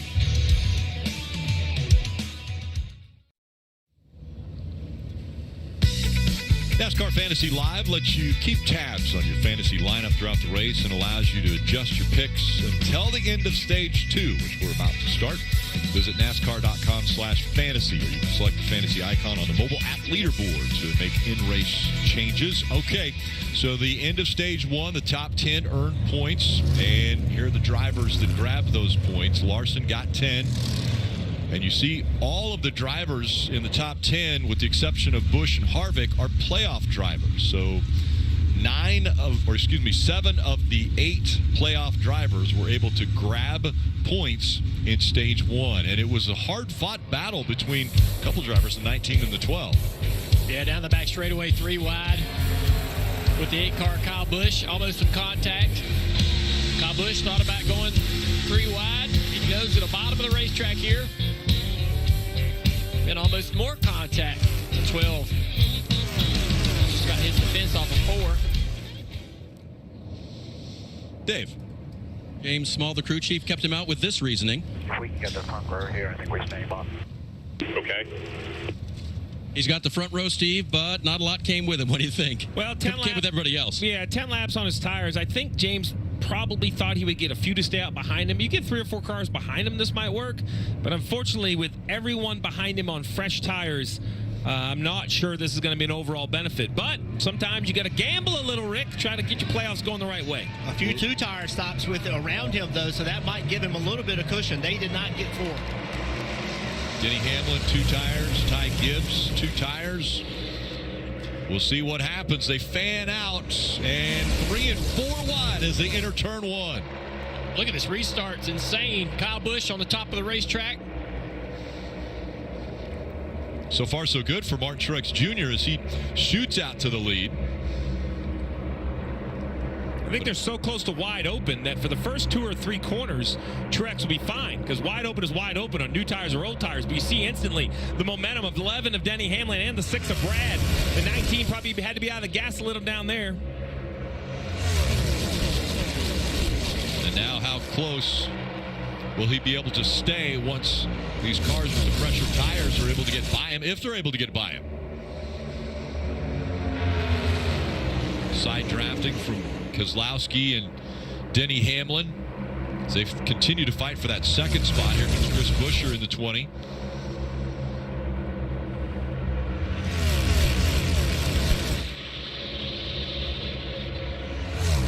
Jeff, I think you pointed it out, right? The 2 tires literally side by side with Brad and Hamlin kind of holding Bell at bay is just another advantage for Truex. So far, the gamble paying off for the 19 car. Yeah, 2 tires were not bad. When they tried it the first time, people came down pit road under caution. Guys that did 2 tires, it worked out pretty well for them. So they took off well. Now look, James Small is a smart guy, but he didn't know who was going to take 2 tires, but that did work out well for him. Well, now they're no longer side by side, so we'll see what Denny can do. He's already closed right up to the back bumper of the 19. Truex is going to have to get defensive here, start looking in the mirror, start trying to take away the clean air from this 11. NASCAR is reviewing the restart and wanting to make sure that everything was fair. There was so much going on that restart. I don't know why they want that task, but here comes the 5 car on the inside of the 20. Christopher Bell, side by side, almost contact. Man, these guys race each other close and hard. Larson takes it, drives across the racetrack in front of the 20, now to the inside, the 54, Ty Gibbs. Chris Buescher looks on in that 17 car behind him. He goes 3 wide to the inside down the back straightaway. A big move from the 17. Buescher with that momentum tried to make the pass on the inside. We'll see if it was a good move. It clears the 54 and he's able to get by. Side by side up front for the lead. The 11 of Denny Hamlin used the top of the racetrack in 3 and 4 to create some momentum to go the inside of the 19. So Hamlin out in front now. Truex falls to second. Restart violation, A.J. Allmendinger. So the winner of last week's race has a restart violation and does a pass-through penalty that he's serving right now. Side by side for third. Larson trying to get around Keselowski at the top of the screen. Makes a short way around the front straightaway. They both run up on the back of this 19 of Truex. Truex starting to struggle a little bit on these old tires. Brad Keselowski trying to get to the top. He can do it down the back straightaway. He's got the momentum and the speed. Blending on the racetrack is A.J. Allmendinger. That's going to confuse things a bit here. That hurts Truex. Look at Truex struggling now. Truex falls back. Larson's able to get by him. So Larson's up to third. Keselowski running second. Out in front, pulling away as Denny Hamlin has an 0.8 of a second lead over Keselowski. And early in this stage, Martin Truex Jr. continues to fall back. A strategy gamble. And now he's fallen back to the 5th position. He's going to keep on dropping back. That 20's now to his inside. This is a pretty serious situation for the 19 team right here in the middle of stage 2. You can hear in the radio, you can hear Truex. He's like, guys, I don't know what to do. And with these older tires, we say the further you fall back, the worse your problems are. Here comes the 12 of Blaney. You'll have Byron, Gibbs, Reddick, all those cars closing up on this 19. Steve, why would they make that call? Why would they try to gamble and get that track position for just a couple laps? Well, because he doesn't know what everyone else is going to do. So listen, it's easy to say now it's a mistake. I didn't love it when everybody pitted behind him. He probably didn't love it when everybody pitted behind him. He probably assumed, he being James Small, if I stay out to get the front row, if I can get 3 or 4 cars to stay out behind me, then have a couple cars on 2 tires, he would still be out there leading the race. That's what makes pit strategy so difficult. Your call might not be the wrong one if you know what everyone else is going to do. Now, at this point, it is going to be a battle. As soon as they're inside their pit window, probably 12 or 13 more laps, I would have to pit and just try to stop the bleeding. You would see the frustration. He just knows it isn't working. We heard A.J. Allmendinger was penalized. We don't have a great shot of it, but NASCAR has put a big emphasis on laying back to get an advantage. See the 16 car of Allmendinger. Look at the space to the 34.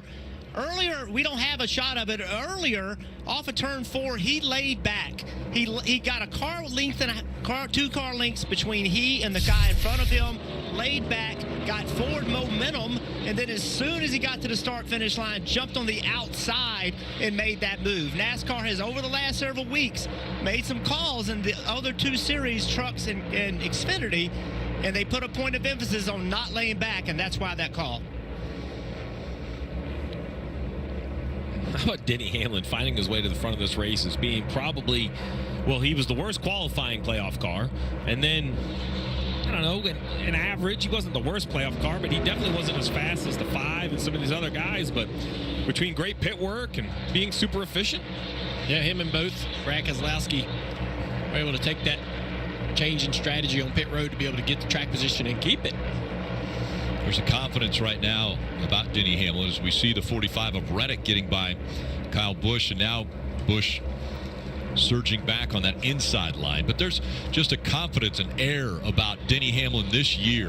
He kind of calls it his year. This is my year to win the championship. And he's gone out and done virtually everything he needed to do, and that's why I think there was a little bit of surprise in everyone when they weren't running well in practice yesterday and didn't have a good qualifying effort. But now that has all changed as he's out front in clean air and has a 0.4 of a second lead over second place. Yeah, second place is tightening up with Larson closing in on the 6 car. And that's going to get busy for Hamlin. If the 5 can figure out a way around Brad Keselowski, I think he drives right to the back bumper, the 11. It was really important for everybody to understand the rules. We got a better shot of the 16 car of A.J. Allmendinger. Look how far he's laid back to Carson Hocevar. Now he's coming. Now he's got forward momentum. When he gets to the start-finish line, he's going much faster than Hocevar. That's why NASCAR does not like drivers to do that, and that's why there's a rule against it, and that's why they made the call. Here comes the 5 of Larson. Now, it has been an interesting season.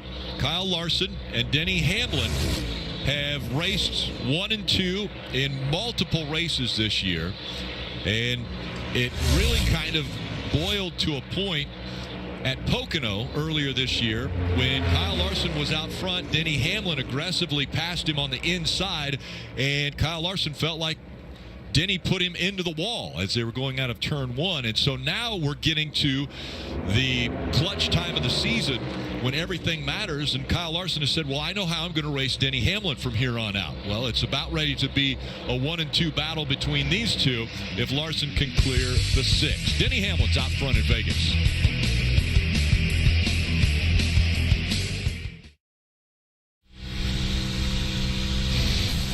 Big Ten Saturday night on NBC and Peacock.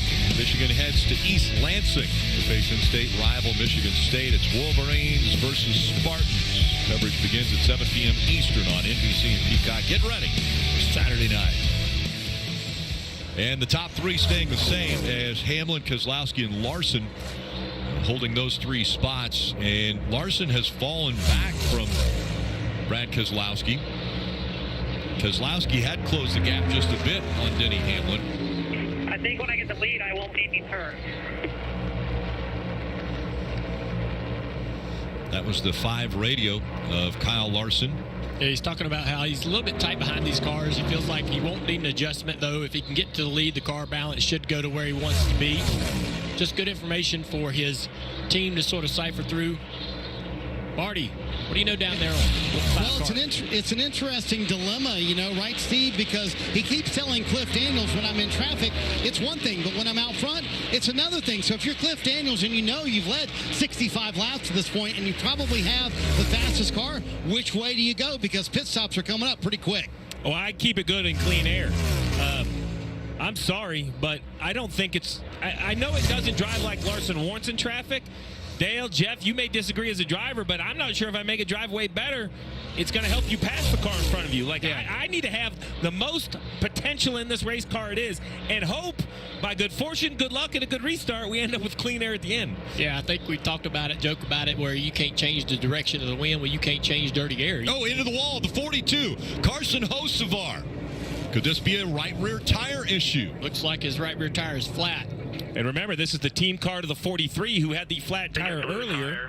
There you go. Blew a tire out of Hocevar's radio. So both of the Legacy Motor Club cars, Jimmy Johnson in attendance.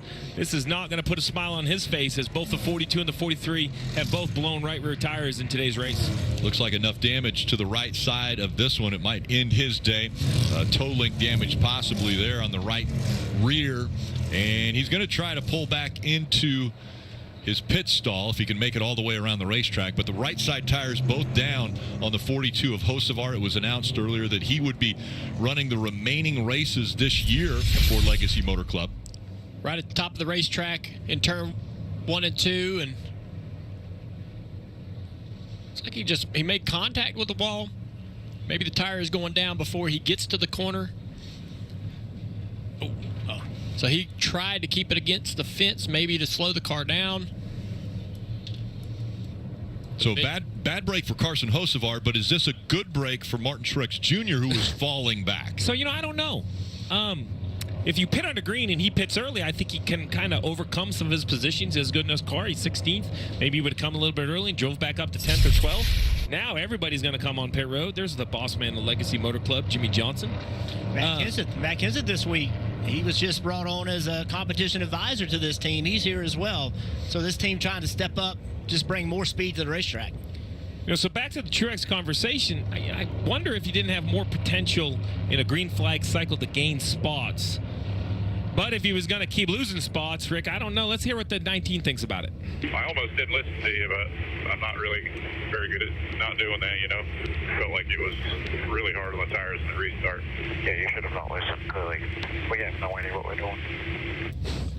So that had to be tongue-in-cheek, right? These two have a great relationship, and I sat down with James Small after the regular season championship was awarded and talked about that communication on the radio, and he said, listen, I know you're going to think I'm crazy, but you guys in the media, there's James Small, and people listening in, it sounds worse than it is. This is just how we communicate. My head explodes because that's just not my style, but these two have found it, but such a down year last year, missing the playoffs, come back to win the regular season, then it's going to feel like deja vu, not a top 15. They come here, they have a great car, and then you hear James, he's not making excuses. Yeah, you should have not listened to me. That was a bad call. We don't know what we're doing down here. It's like, okay, come on. So, at least they're a little lighthearted about it.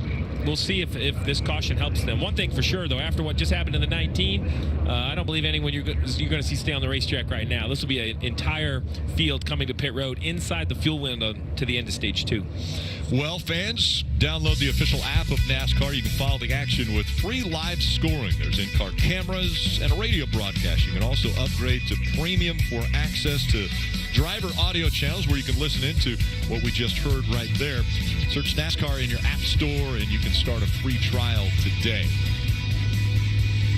So with 52 to go in this stage, Steve, everybody's going to come, but will we see them try to stretch it potentially all the way to the end of the stage and maybe test those tires? Well, yeah. Well, I think this is awful to say, but I think your tire's either going to make it 30 laps or it isn't. Whether it goes 50 or 60 or 70, I don't think makes a difference. I think you either have a tire that's going to fail or it isn't, and for that reason, I think everyone's going to pit now and run the final 50 laps to the end of the stage. Kim. And Chris Buescher complained that pit road is pretty slick today, so he'll look to stop a little bit short in his box. He said it was way too free. It made him hard to move up a lane. They're going to take 4 fresh Goodyear tires on this stop after taking 2 the last stop. A drink of Sunoco fuel, Dave. Leader Denny Hamlin says they need better security into turn 1 just before the bumps. Please don't hurt the exit. 4 tires this time, Marty. Kyle Larson said the car is much better. The loose condition he's dealt with all day long, slowly going away on the 5 car. He said if we get the lead, we will be really good. Christopher Bell took him a while to get through traffic, but he said at the end of that run, car is so good. Brad Keselowski and his team gained a spot here on pit road. Good stop for the 6 bunch, Rick. RFK Racing, very impressive for Brad's crew as he was able to get off pit road first. It was Carson Hocevar that had a right rear tire go down into the wall. He went.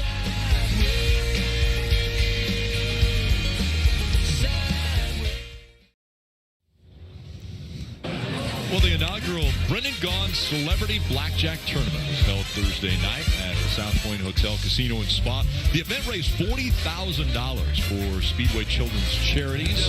Among the participants were NASCAR Hall of Famer Rusty Wallace, along with current drivers Kevin Harvick, Chris Buescher, Ryan Preece, and Daniel Hemrick. Actually, Kevin Harvick was the celebrity winner, earning over and winning over $40,000 in chips himself. You're watching the NASCAR Cup Series playoffs. South Point 400 from Las Vegas. You're burying the lead. I saw you in there. You didn't tell us how you did. Well, I would say I was in the top half. If you'd have won, you'd have known about it. That's what I wanted to, that's what I was getting at. There's probably a little truth in that. Marty, what about the 5? Well, Rick, Kyle Larson spent his week at rookie orientation for the Indianapolis 500, doing 200 miles an hour around the racetrack. I asked him this morning, did you have fun? He said, yeah, it's hard to not go as fast as I wanted to go. He said, lap 5, I was ready to go wide open. So, Junior, you spent the last 2 years at the Indy 500.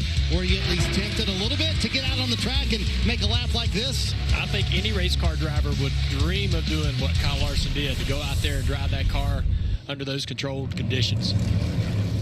Yeah, so while I was at a celebrity blackjack tournament, he was going over 200 miles an hour and having to hold back a little bit. Kyle Larson now will restart on the outside of row 1. Keselowski with a hand out the window saying, come on, Christopher Bell, help me along here. They're not connected really well on the bottom. You see it on the outside. And here they come, the 5 of Larson, Denny Hamlin, even up with the 6. The momentum should be on the top of the racetrack, but they're going to go down the back straightaway even. Again, better connection on the outside.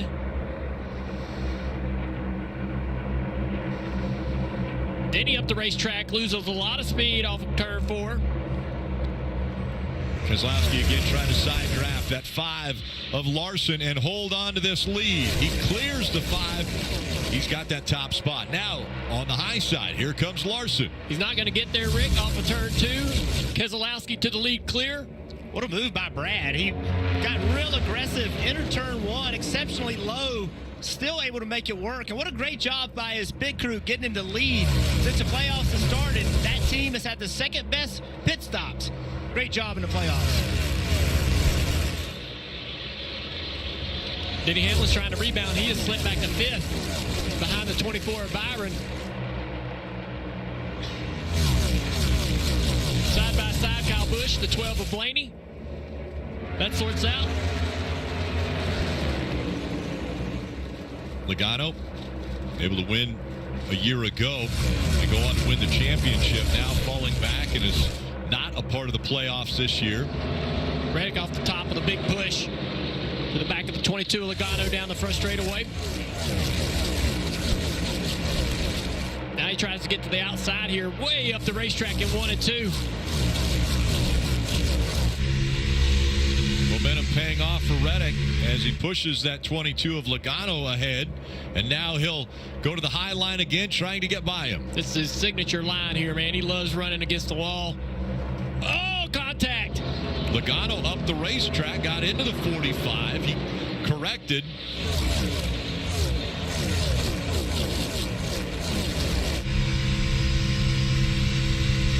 Riding on board with Reddick.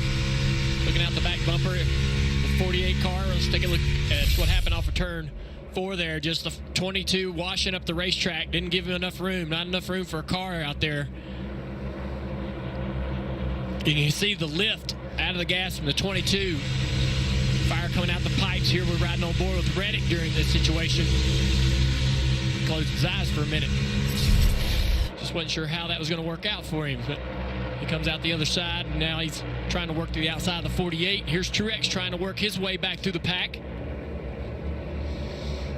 He's got Logano working the outside, and that's a fight for 13th right now between these two. Truex will take the spot back. Pretty calm out front still with Keselowski in the lead. Good racing back here in the pack. Fight for 3rd as William Byron on the inside of Christopher Bell.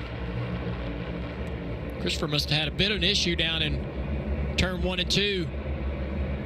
Byron's trying to take advantage of it. Oh, man. Almost clears him. Marty. Boy, Junior, tip of the cap to Rudy Fugle. They have worked hard on this 24 car today, and it's coming to life here in stage 2. But this battle continues. Jeff, Christopher Bell just said something interesting on the radio to his spotter, Stevie Reeves. He said, you got to tell me where he is. Is that because Bell doesn't want to look in the rearview mirror as the battle continues for this 3rd spot? We see this tight battle.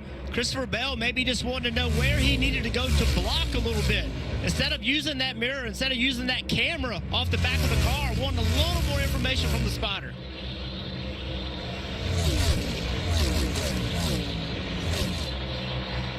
Guy out front is familiar with the view, Brad Keselowski has won here 3 times. Larson now within a car length. Kim. And even though Brad no longer in the playoff picture, this team still felt like they had something to prove. They want to win before the end of the season. And in fact, they said winning a race, specifically this race, is the best thing they can do to help their teammate Chris Buescher, because winning this race would keep a playoff driver from locking themselves into the championship four and totally change the complexion of the next 2 races of this round. And we've continued to talk about it. If you win, you advance. But that doesn't mean that any of these 8 playoff drivers will win. That would put 4 potential drivers to have to make it on points. So points very important. And Brad Keselowski of RFK Racing, he has a driver in this field with Chris Buescher. Yeah, Brad's on almost a 100-race winless streak. It's 94 right now, and he has come close. And he's driving his own car. Nothing would feel better than to go into victory lane driving his own race car. Down the backstretch he goes, and now putting a little distance between himself and second. Keselowski leading at Vegas.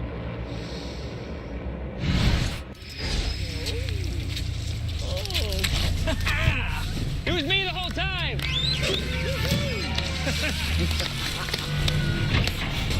Well done, ma'am.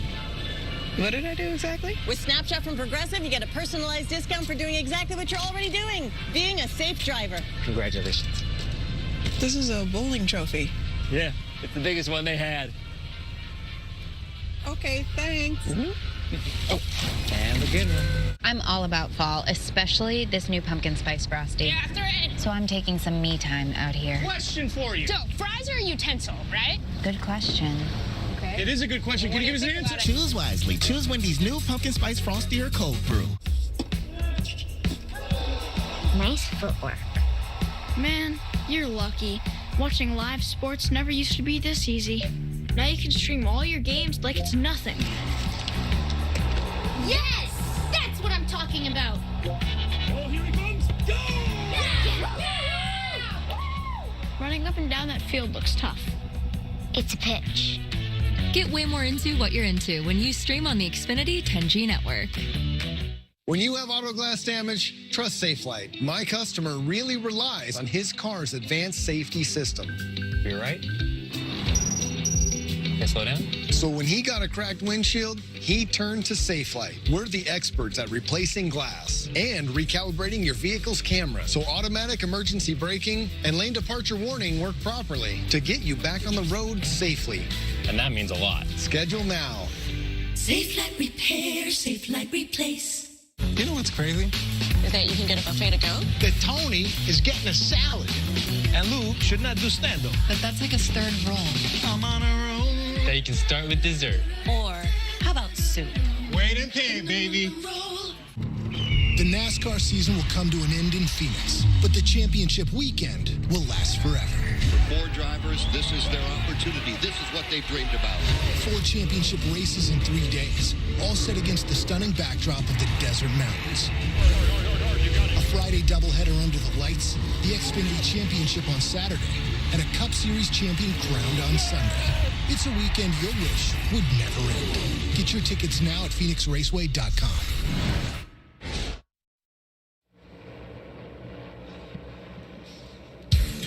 Hey, race fans, when in Las Vegas, stay where the racers stay. At the South Point Hotel, Casino, and Spa, it's your ultimate pit stop on the Las Vegas Strip. South Point, everything you want all under one roof. Out in front, Brad Keselowski now has led 18 laps in this one. Larson 0.6 of a second behind. Byron Bell, Hamlin on the top 5. Then it's Buescher, Blaney, Chastain, Kyle Busch, and Alex Bowman the top 10. Just outside the top 10, 2 playoff drivers in Martin Truex Jr. and Tyler Reddick. Busch trying to get by the 1 of Chastain. Chastain had remember he got a lap down earlier. He's fought back, done a really good job to get track position.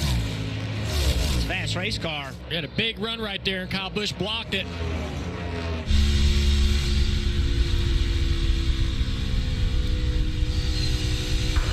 One up. He's got pressure from the 48. 2.5 exits. Behind this trio is the 19, so he loves seeing those guys run each other hard. It might give Truex an opportunity to close the gap just a little bit. Otherwise, tends to get a little bit spread out over the long run, and you may get a spot or two as Truex tries to climb his way back into the top 10. But as this stage continues, we get near the end. Gaining multiple spots to be able to climb your way back into the top 5, unlikely without a yellow flag.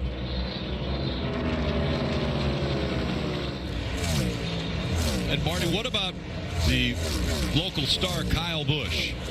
Would love to get a second win here at Las Vegas in his hometown, as you mentioned, Rick. It's been fun to watch this back half of the top 10 battle between non-playoff drivers. Talked to Randall Burnett this morning, and he said, listen, we have a lot to prove still in these playoffs. Those 3 wins that came early in the year, they came at racetracks kind of like Las Vegas, these bigger racetracks, and I feel like we can show something here and at Miami. Kyle said a moment ago, car very good. Just needs some track position and just a little bit too tight, Kim. Well, Ross Chastain running in the 9th position, and Jeff mentioned him being a lap down early. That was due to a speeding penalty during one of the first stops. Too fast entering. They were able to take the wave around.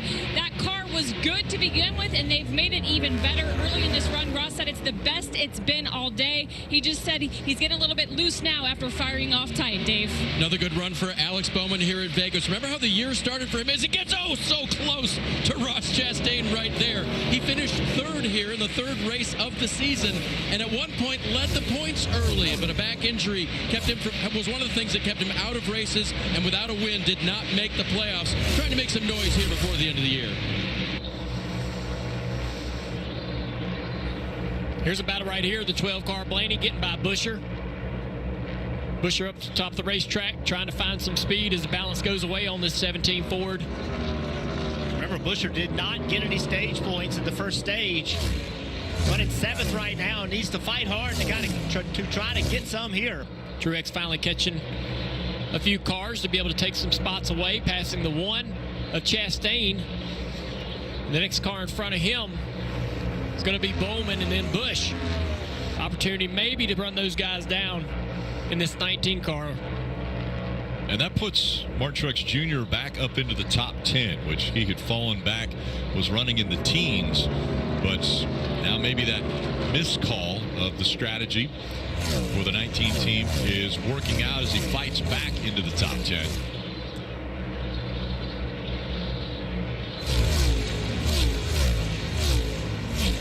Keselowski now with a 2.5 second lead over 5 here. Byron, and yeah, the 5 of Larson has slowed down. I wonder if this is another issue. A little bit, yeah.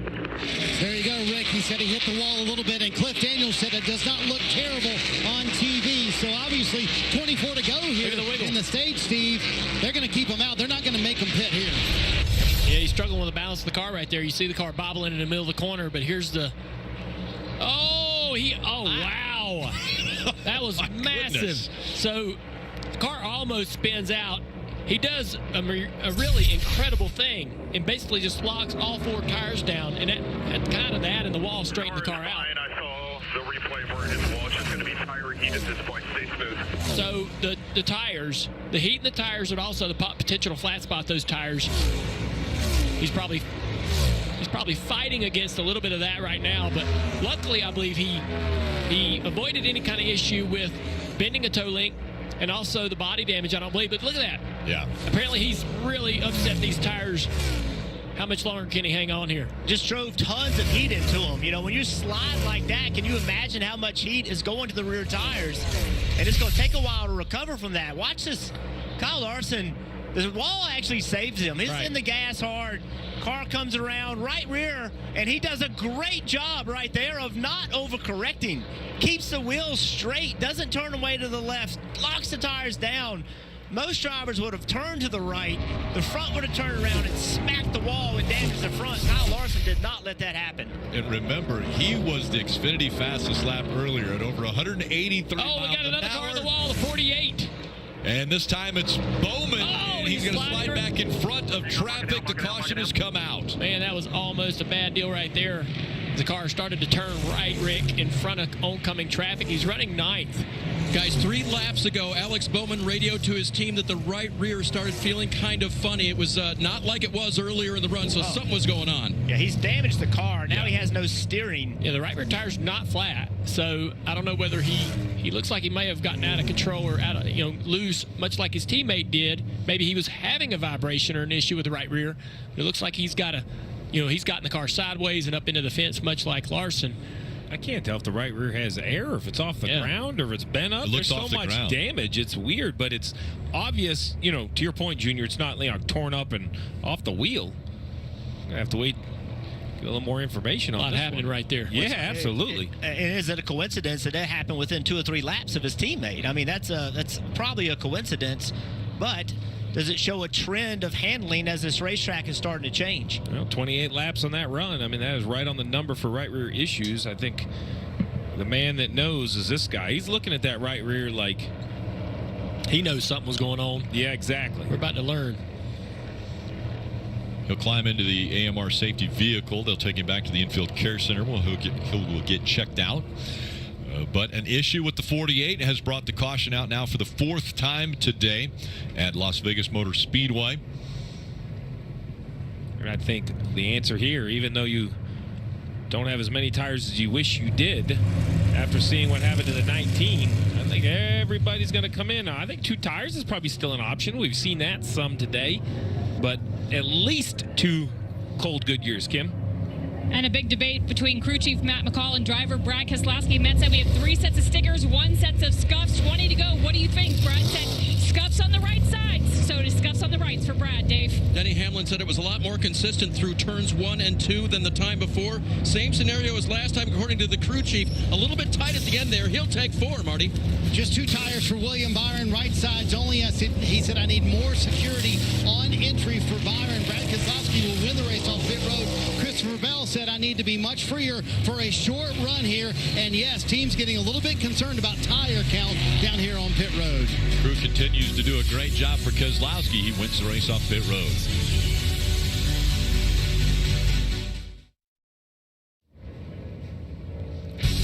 NBC Sports coverage of NASCAR is brought to you by Sonic. Sonic.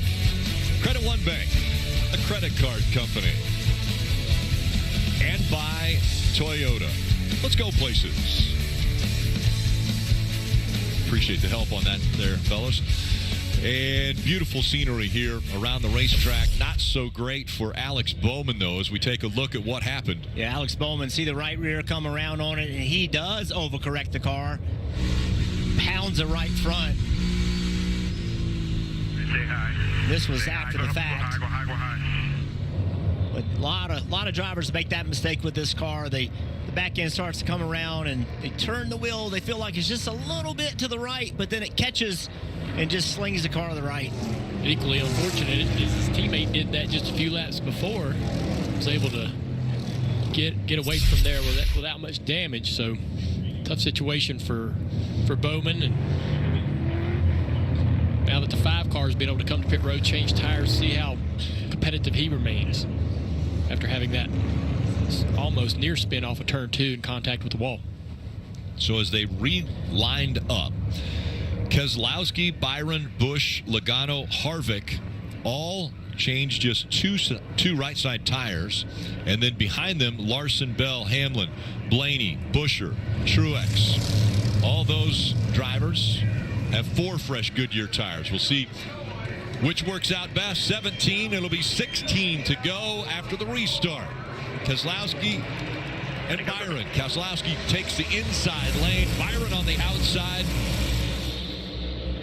Keselowski down on the apron, trying to have an advantage as they go to 1. We got Larson trying to sneak around that top. Can't quite get there. He's going to push Kyle Busch down the back straightaway. Kevin Harvick trying to get 3 wide. Real close call there as he had to get out of the gas. Now we're 3 wide there, Rick, for 3rd place. No. Makes it work as he goes by the 8. Now here comes the 8. He side drafted him. He pulled the 5 back. And they're 3 wide in front of the entire field. Great battle still brewing between the top two. Byron not giving up on that outside. Now the momentum has him in front, but Keselowski fight backs on the inside. And Keselowski surging ahead. Here comes Larson in the 5. He'll take third away on the outside line. Christopher Bell gets on the outside as well. He's going to try to go to the outside. That 22 can't quite get there. Ross Chastain, remember the speeding penalty? Ross Chastain up here fighting in the 7th spot. And still moving forward, as is Hamlin. Chastain tries to drive down in front of the 8 to take away his line. Side by side for second, the 5 car. Looks like this car is just fine after a little bit of contact with the wall off turn 2 earlier. Larson going for second, and he's clear. Larson's on 4 tires here. All these other guys are on 2. We'll see if Larson can reel in Keselowski. He couldn't do it before the caution with now about 12 laps to go in this stage, the second stage. Yeah, sorry, Rick. Chastain's drove around the 20, now drove around the 22. He's on the run, trying to catch this 24 Byron for third place. Christopher Bell now to the inside, Logano. Logano's going to get that spot away. Larson with momentum, closing the gap on Keselowski. Again, points to be paid at the end of stage 2. And if you have a fantasy lineup and you need to make a change, you need to do that before the end of stage 2. Keselowski all the way down to the apron, trying to stay in front of the 5, but here comes Larson. He looks to the inside. He's going to draw even. Brad's going to try to side draft just a little bit here. It's not quite as... Yeah, it's going to be hard to make this, hold him off, though. The 4 tires are just better. Yeah. He didn't get aggressive with a side draft, assuming, I guess, that the 5 was just going to take the spot. There's not much he could do about it. Tight battling right there back in the pack. Sorting out positions. Blaney cuts the nose off of the 17 down into 1. That's going to cost him another spot. Look how it hurt the 17's momentum down the back straightaway. Lost 1 spot. Reddick goes by. Denny Hamlin on the move as well. Marty, how about the driver of the 48? Yeah, good to see Alex Bowman out of the infield care center. So was that the car getting loose or a tire going down, Alex? Yeah, I don't really know one way or the other for sure. We were really tight before that, so I want to say it was a slow leak on a tire or something. Like 2 laps prior to that, it had all of a sudden swung a little loose, and then when I entered, I just didn't even have a chance to save it. So I hate that for everybody at Hendrick Motorsports and our whole Ally 48 team. Obviously, we had a really fast Chevy Camaro, and our teammates are really fast as well, and just, I don't know, I'm not really a guy that spins out by myself, but maybe it just got away from me. It's hard to say without looking at the car yet, but yeah, bummer. And then the steering was broke. Glad that nobody hit me, because I was trying to go straight down the front straightaway with a wrecked race car that didn't want to go straight. So hate that for all the guys, but it's the way it goes sometimes. Boy, Rick, until then, they had a very, very solid run going. Yeah, competitive for the 48 team. And Bowman, once again, trying to finish out the season with a win. Hasn't been able to get to victory lane in 2023. Ross Chastain has drove by all of these cars right here into second place. This 1 car is flying. And there's the gap to Larson, who's leading the race. Really impressed. I know the 1's got 4 tires, but he's drove through the field better than anyone else with 4 tires. We haven't seen this speed out of the 1 car at any point during the day. But he's been a little bit quicker than Larson the last lap or 2. See the drivers gaining ground. 9 positions for Larson, or for Chastain, and 7 spots for Ty Gibbs. Kim. Remember, Ross Chastain has led over 150 laps over the last 3 Vegas races, and when I checked in with the team this morning, the mood was upbeat. They were very confident about the pace they had in the car. They just said it was a little tight yesterday in practice.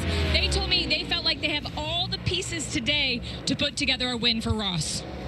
He's flying right now, and if there's one person that doesn't care about playoff drivers in this field, I'd say Ross is on that list. He looked good in practice, but then, like you said, Dale, the race looked much kind of normal. Yeah. 20 car Christopher Bell on 4 tires trying to drive through the field. He takes a spot away from the 24 Byron and now tries to close in on Keselowski right in front of him in that 6 car. There's the 2 of Austin Cindric going by the 19 of Martin Truex Jr. And with the momentum, he'll try to get by Ryan Preece in the 41. Well, Truex is all the way back in 20th. He restarted 11th. And, you know, he just had a bad restart, and he's fallen backwards. 4 to go in this stage. He is not going to get stage points. The other driver in the playoffs that is not in position, and he did not get any in stage 1 either, is Chris Buescher. Chris Buescher, he's back in 15th. And Martin Truex Jr. continuing to drop back as Michael McDowell, the 34, got to his back bumper. Yeah, Truex doesn't have a top 15 in the playoffs yet. That's unbelievable. And we saw at the start of the day, things were looking great. One small misjudgment or miscalculation on a strategy call or a pit stop has really set this team behind, and that's just how competitive the rest of this field is. You can't give up even an inch. And it's been difficult for them to rebound. Under 3 laps to go, coming up on 2 as we see Hamlin now working his way past Keselowski. That is for the 4th spot. Yeah, Denny's gotten by the 24, now trying to get out of the 6 as well. These are great spots to be obtained for this 11 team. Be able to close out the end of this stage.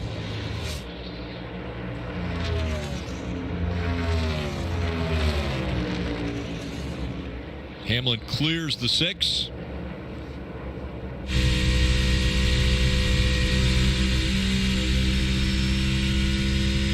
Final lap of stage 2. Larson with a 1.4 second advantage over Ross Chastain. Christopher Bell and Denny Hamlin have worked their way up inside the top 5, running 3rd and 4th. Keselowski has fallen back to that 5th spot. Again, the fresher Goodyear tires have paid off for Larson, Chastain, Bell, and Hamlin. And stage number 2 is going to go Kyle Larson. He swept the stages today. It's the 9th time that he has swept both stages in a race.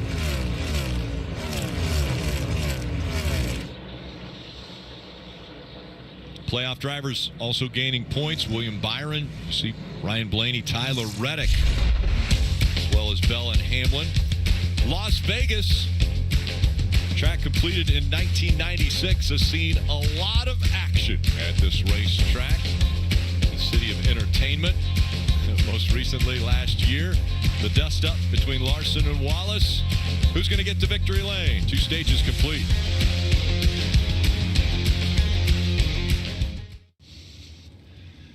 Well, it was a big day here in the wedding capital of the world, especially for Tori Lindsay and Nick Brendel. A couple tied the knot today at the Las Vegas Motor Speedway. It actually happened during a Kevin Harvick pit stop where the Busch Light contest winners exchanged vows in under 15 seconds right beside the number 4 car.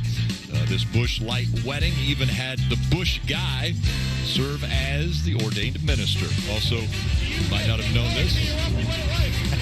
There they are. Did you know Kevin Harvick was married in Vegas too? How about that? Congratulations to Tori and Nick. Time to enjoy a few ice-cold Busch Lights. I believe they're in the suites right now here, enjoying those and the rest of the race. Now, if he could have married them and finished an ice-cold Busch Light during the pit stop. I'll bet he said Busch. That's impressive. I love the length of that ceremony. 15 seconds. Here they come, man. These guys won't be on pit road that long, at least not in their pit stalls, Kim. And for Tyler Reddick, he said it was still tight entry and center, but freeze up on exit. Continuing to have tire chatter. They used some code words to determine on this race call. So we'll see what it's going to be. 4 tires, Dave. Denny Hamlin said it was better in turns 1 and 2, so keep going that direction. He just wants 4 tires and fuel full, Marty. Dave, 20 valuable stage points in the bank for Kyle Larson. Said the car is still too free and actually worse than it was the last run. Christopher Bell said he felt like the car wasn't bad, but early on, way too harsh through the bumps and a drag race off pit road. I think Bell may have won it. He did indeed but that was by inches over Ross Chastain, Rick. Grabbed a couple spots for Bell. Chastain stays in his spot. Larson loses a couple off of pit road.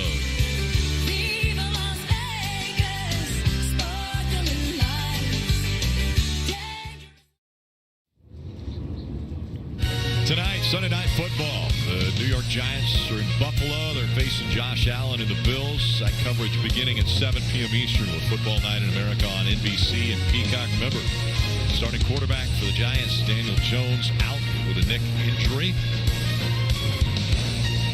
You're watching the NASCAR Cup Series playoffs. South Point 400 from Las Vegas. I know a lot of people are thinking the Giants-Bills game is a shoo-in for the Bills, but just let's go on record to say that the Browns beat the 49ers today. So we're getting to that point in the season where it's very hard to predict. Never know. Maybe another backup quarterback I was will going come to say, in. you're okay with a backup quarterback leading the Giants? I'm just saying. You want to tune in. Take a look at the points today as they've earned through 2 stages. Larson winning both has 20 points. Then it's Bell. Hamlin grabbed 11. Reddick 9, Blaney 8, Byron and Truex Jr. 6 each. Kim. And despite the confidence that the 45 team of Tyler Reddick had this morning when I talked to him, we really haven't seen that on track today, and that's because the balance of Tyler's car hasn't been to his liking. He said now he's driving it less like a loose race car since it's taken that swing. They told him to make his straightaways a little bit longer, Dave. Kim, Martin Truex Jr. and crew chief James Small took this caution to talk about the race car. It's going both directions. Martin's very frustrated, won't handle in traffic, Marty. Dave, Kyle Larson say was so impressive, but is Cliff Daniels thinking that the damage they had, which was very minimal, is affecting the handling of the car? Listen. Wall contact we had, pushed it in the rear tail some, took away some rear side force. I would assume that's why, we kind of have what we have right now. Just thinking about why that run was so loose.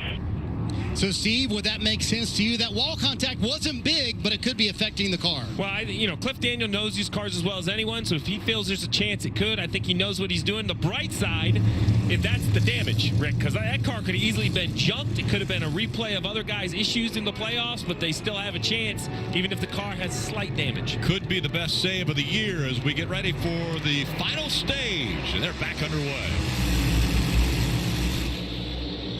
Not a great launch for that outside line. The 20's clear. Christopher Bell down into turn 1. Take whatever he wants off of turn 2 here. 3 wide down the backstretch, Nellis Speedway. That backstretch just off of Nellis Air Force Base. As second place is Ross Chastain. Brad Keselowski's got 3rd wrapped up. Kyle Larson back up to 4th. And now the fight for 5th as Denny Hamlin works to the inside of Kyle Busch back there also. Chastain's firing off strong right here as he's going after the lead in the 20 car of Christopher Bell's going to have to defend down here in 3 and 4 as we watch Denny Hamlin. Now we're on the leaders. Chastain in the middle of the racetrack looking for some clean air. Does that give him forward momentum on this front straightaway? It does a little bit. Not enough to pull alongside, though. It's impressive how quick that car is. Bell running right up in the middle, and that says to Chastain, if you want to go above me, you got to go up near the wall. He uses that momentum. Let's see if it works out for him down the backstretch. That's exactly what Christopher Bell did, Rick, is he went to the middle of the racetrack to take that middle lane away from Ross Chastain in 1 and 2, back to the bottom in 3 and 4. Here comes the momentum again. Chastain all the way to the back bumper. Now he looks to the inside. Which line will he take in 1? He goes high again. And Bell stays right in the middle of the track. Ross even higher, just a little bit offset. And the 6 almost gets in the fence off of 2, making a run on the bottom of the racetrack. Brad's right there, though. If these two get to racing, slowing each other down, that's great for the 6 car. Closing in, 3-car battle here for the lead as Bell right now has a slight advantage over Chastain. Down to the bottom. Yeah, Chastain goes low, but drifts up the racetrack into the middle of the track. Oh, you have to jump out of the gas right there as he gets aero tight. If you get right in the tire tracks of the lead car, you're in big trouble. That's what happened. Yeah, Truex here in a tight battle. He's all the way back here, still in 19th. Racing with Briscoe. Here we go. Off turn for the last time, right against the wall. He is using all of the racetrack. Almost makes contact with it. Christopher Bell's trying to extend that lead as Brad Keselowski closes in on the one of Chastain. Brad to the top of the racetrack. There you see Larson running the bottom.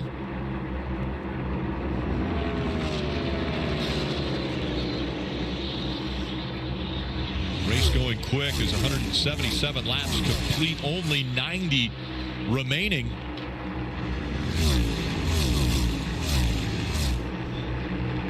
Bell pulling away with a 0.6 of a second lead over Chastain. Then it's Keselowski. And coming into the picture now is Kyle Larson running that middle line. Larson might have an opportunity here because Brad ran the bottom. Same line as the 1 car. So here's the 5 to the inside. Almost to the quarter panel now. Down in the corner. This is going to be a tough spot for the 6 car. But he's able to survive it. Larson was able to go through those bumps on the inside. Yeah, if Larson can get to the left rear quarter panel, that really affects the 6 car in a bad way. Makes the 6 car really tight after you get out of the gas. Wasn't able to do it. Brad survives, tries to go back and take the fight to the 1 car of Chastain. Already this race has had more lead changes than the whole race in the spring.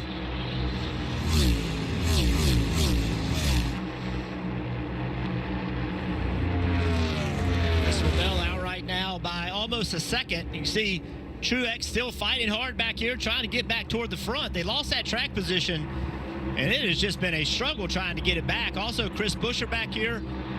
Chris, so far in today's race, has been the loser. You know, no stage points whatsoever. Dave.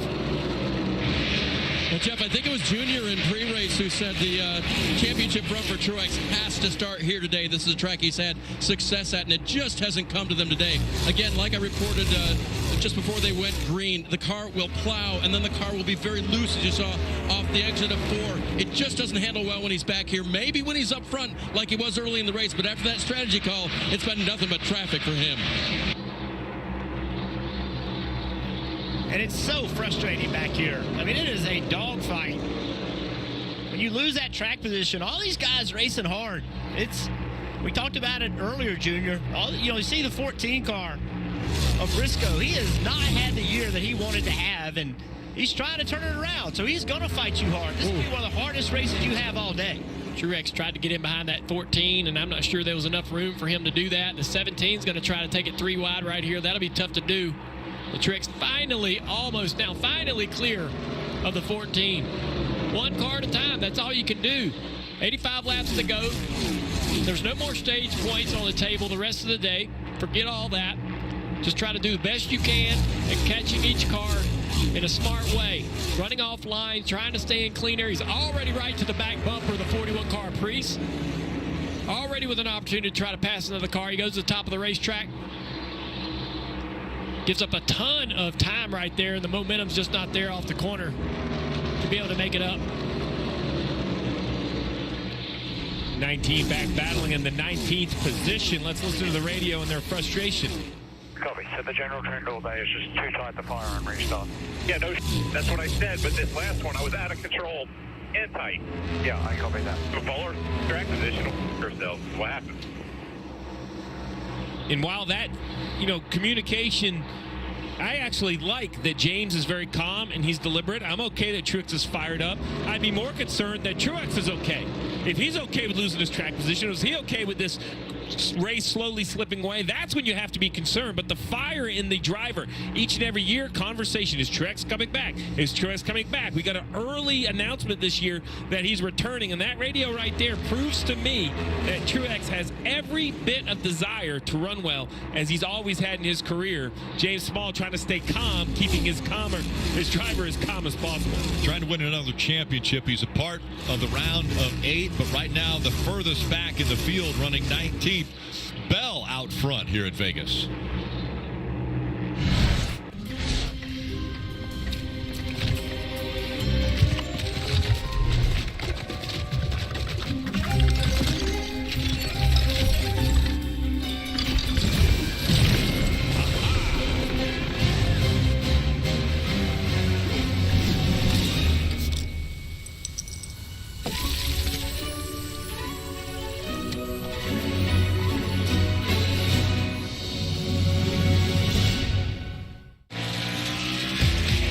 got a corner office. Lucky.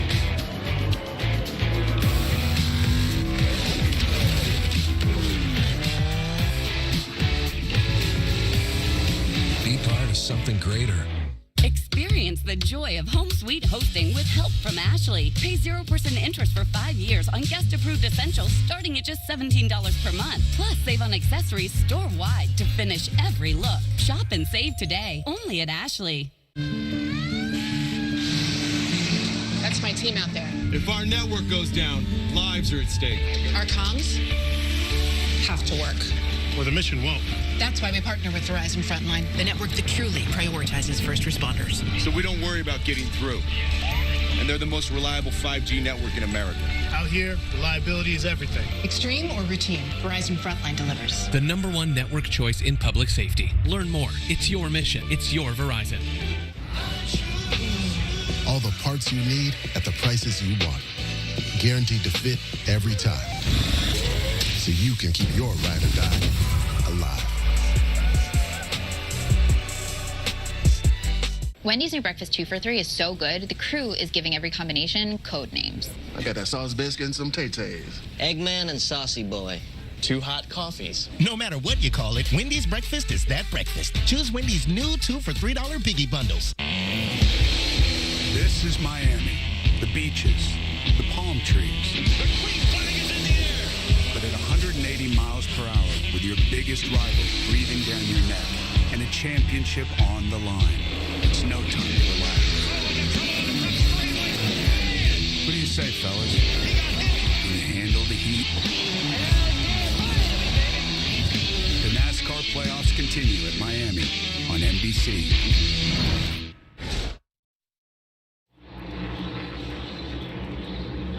Ross Chastain is hungry here in Las Vegas as he's closed the gap on Christopher Bell.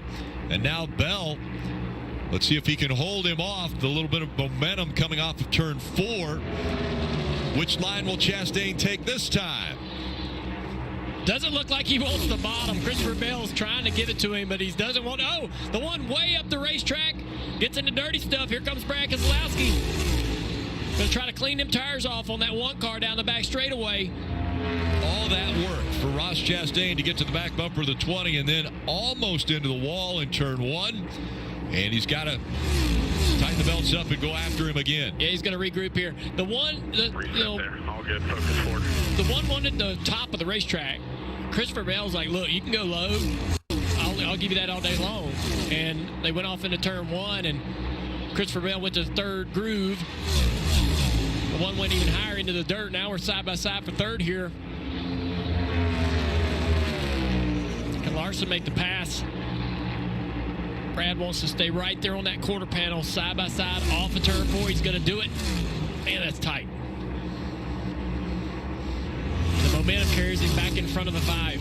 So frustrating for Larson on the bottom of the racetrack. Denny Hamlin closing in on all of this. Chastain starting to run Bell back down a little bit.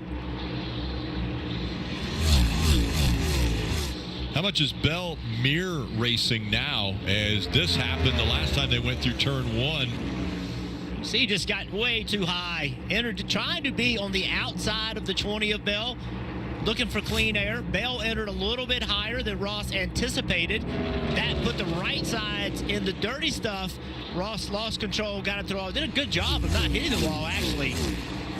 Haven't really seen many people running that high in 1 and 2.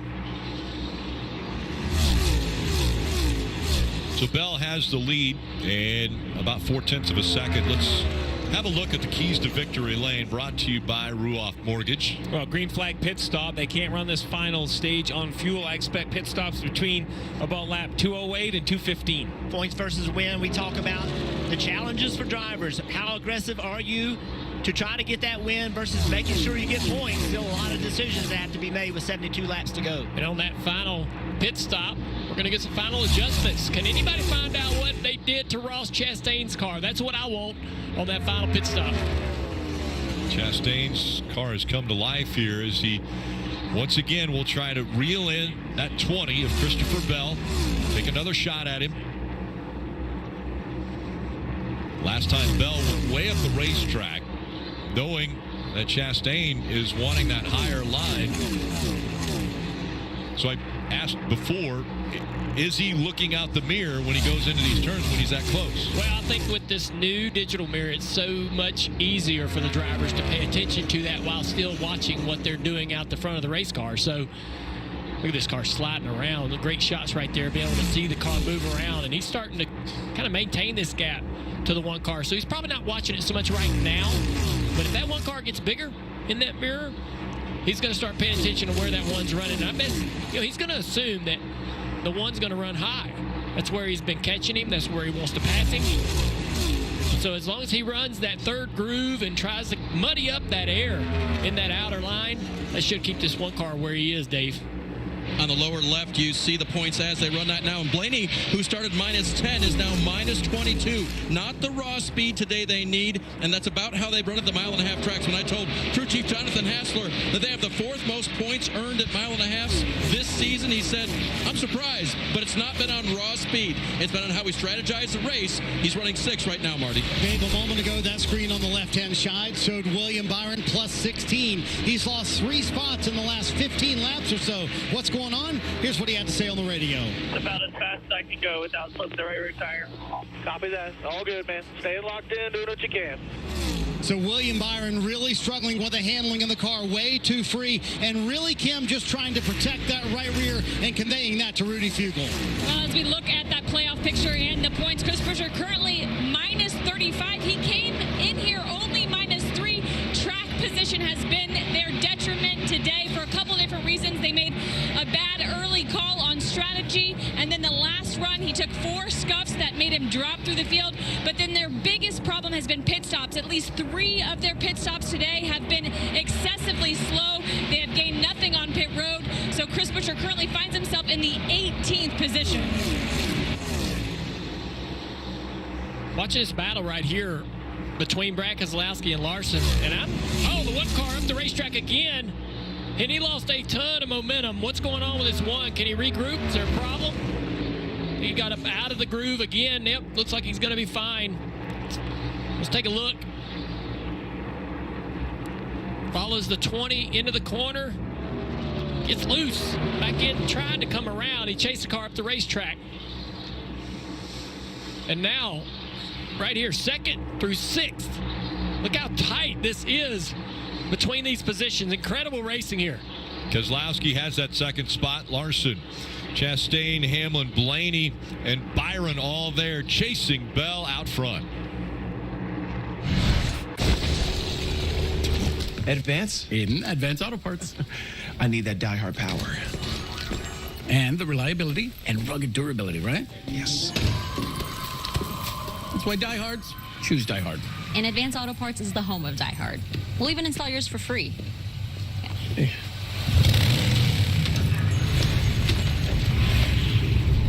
Abuela? She makes the best tamales. This is how we advance. I'm all about fall, especially this new pumpkin spice frosty. Yeah, after it. So I'm taking some me time out here. Question for you. So, fries are a utensil, right? Good question. Okay. It is a good question. Can you give us an answer? Choose wisely. Choose Wendy's new pumpkin spice frosty or cold brew. What even is this? Don't touch my things, gross. Janice, when you bundle your home or renters with your auto, Progressive provides 24/7 protection for almost everything you own. But do you really need my weighted hoop? It's for my snatched waist. It's my dog chaise lounger. Foot treadmill. That's my Tuesday chalice. Purse that says purse. Hyperbaric oxygen therapy chamber. I can't live without oxygen. Solid gold coffee machine. Lake making kit. Really? Can Progressive cover that too? Yes, but... Hi, it's Janice. I'll take 5. Is my voice on TV right now? We got the house! Pods handles the driving. Pack at your pace, store your things until you're ready, then we deliver to your new home, across town or across the country. Pods, your personal moving and storage team. Nice footwork. Man, you're lucky. Watching live sports never used to be this easy. Now you can stream all your games like it's nothing. Yes! That's what I'm talking about. Oh, here he comes! Go! Running up and down that field looks tough. It's a pitch. Get way more into what you're into when you stream on the Xfinity 10G network. The new era of The Voice is hitting the headlines, and it's pure magic. Is Is that legal? Shelton, she's at it again. I am on fire. I won this competition last season. He thinks he's the king. I'm the country queen here.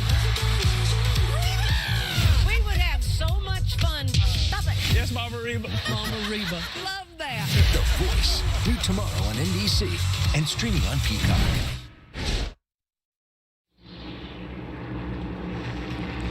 Let's take a look at the Toyota driver update. Bell out in front. Hamlin has been fighting here with Ross Chastain for quite some time, running in that 6th spot. Reddick back there in 11th. Rookie Ty Gibbs in 10th. Bubba Wallace back in 13th. So we're in an awkward spot in the race because this stage is just a little bit longer. Early, they were able to come, a chunk before halfway and gain some track position. Remember earlier we saw Bell and Larson.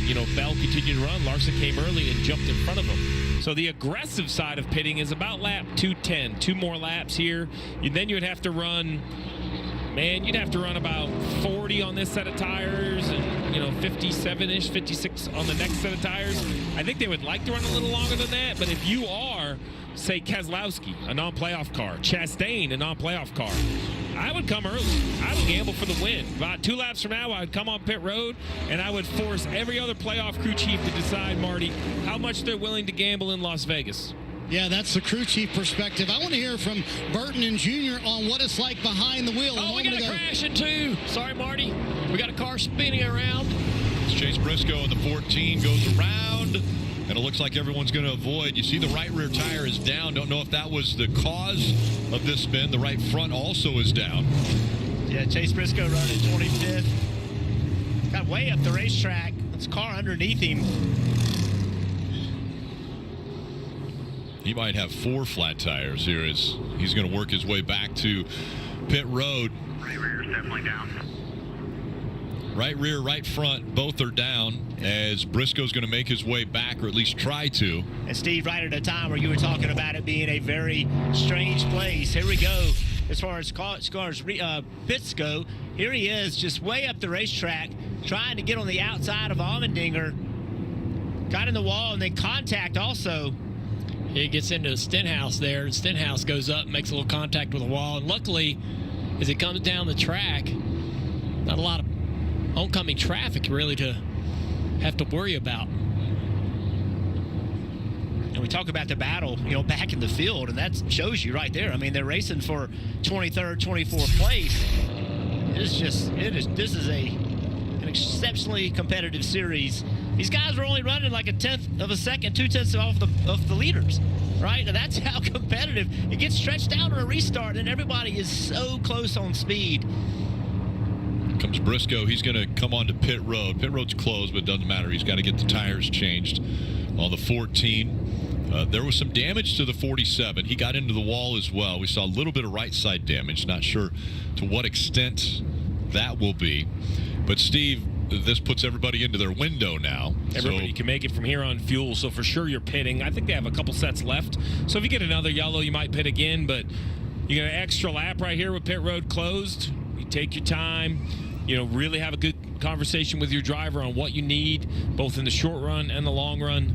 This is that final adjustment we talked about a minute ago. Well, and this is where the spotlight gets shined so brightly on this crew. You cannot make a mistake. We've seen the 6 team and Brad Keselowski, their crew.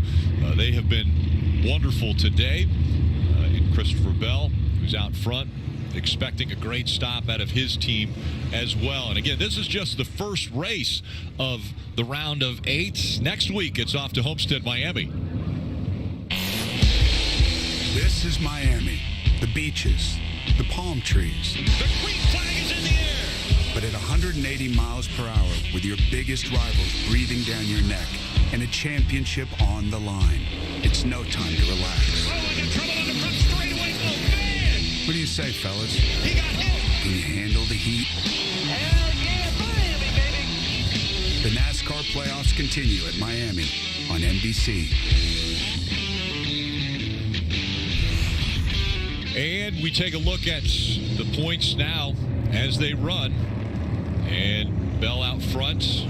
And then a 10 point gap between Hamlin and Truex Jr. So Truex Jr., who started above the cut line, now below. And Steve, you had pointed it out.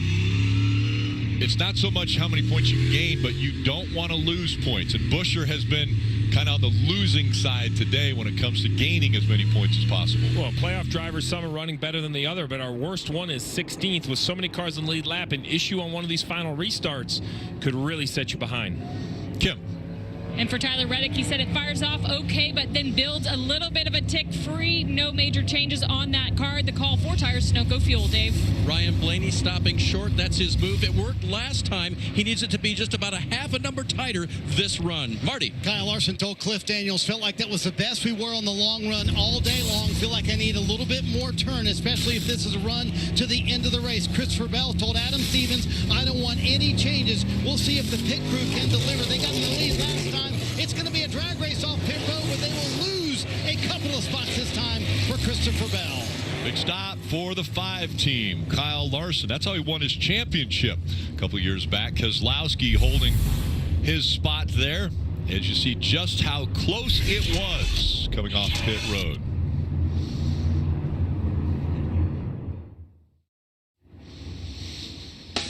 So many beautiful scenes around the Las Vegas area. Not only the lights of the Strip, but also the many things around the area. Hoover Dam, the mountains, the desert, Salt Flats, so many different things here that people can enjoy. You're watching the NASCAR Cup Series playoffs. South Point 400 from Las Vegas. That's been a topic of discussion there. The big sphere here in Las Vegas. And the pit stops, once again, very important, Jeff. Yeah, Christopher Bell came in with the lead. Remember, the pit crew changed. Listen to the 20 car. When he goes to leave, I feel like the pit crew has a pretty good stop. It wasn't great, but it was pretty good. But listen as the rear tire is trying to make traction.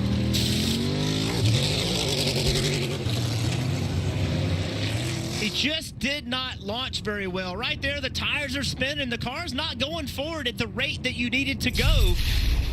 So here you see driver time, just a little bit off. Pit time, just a little bit off.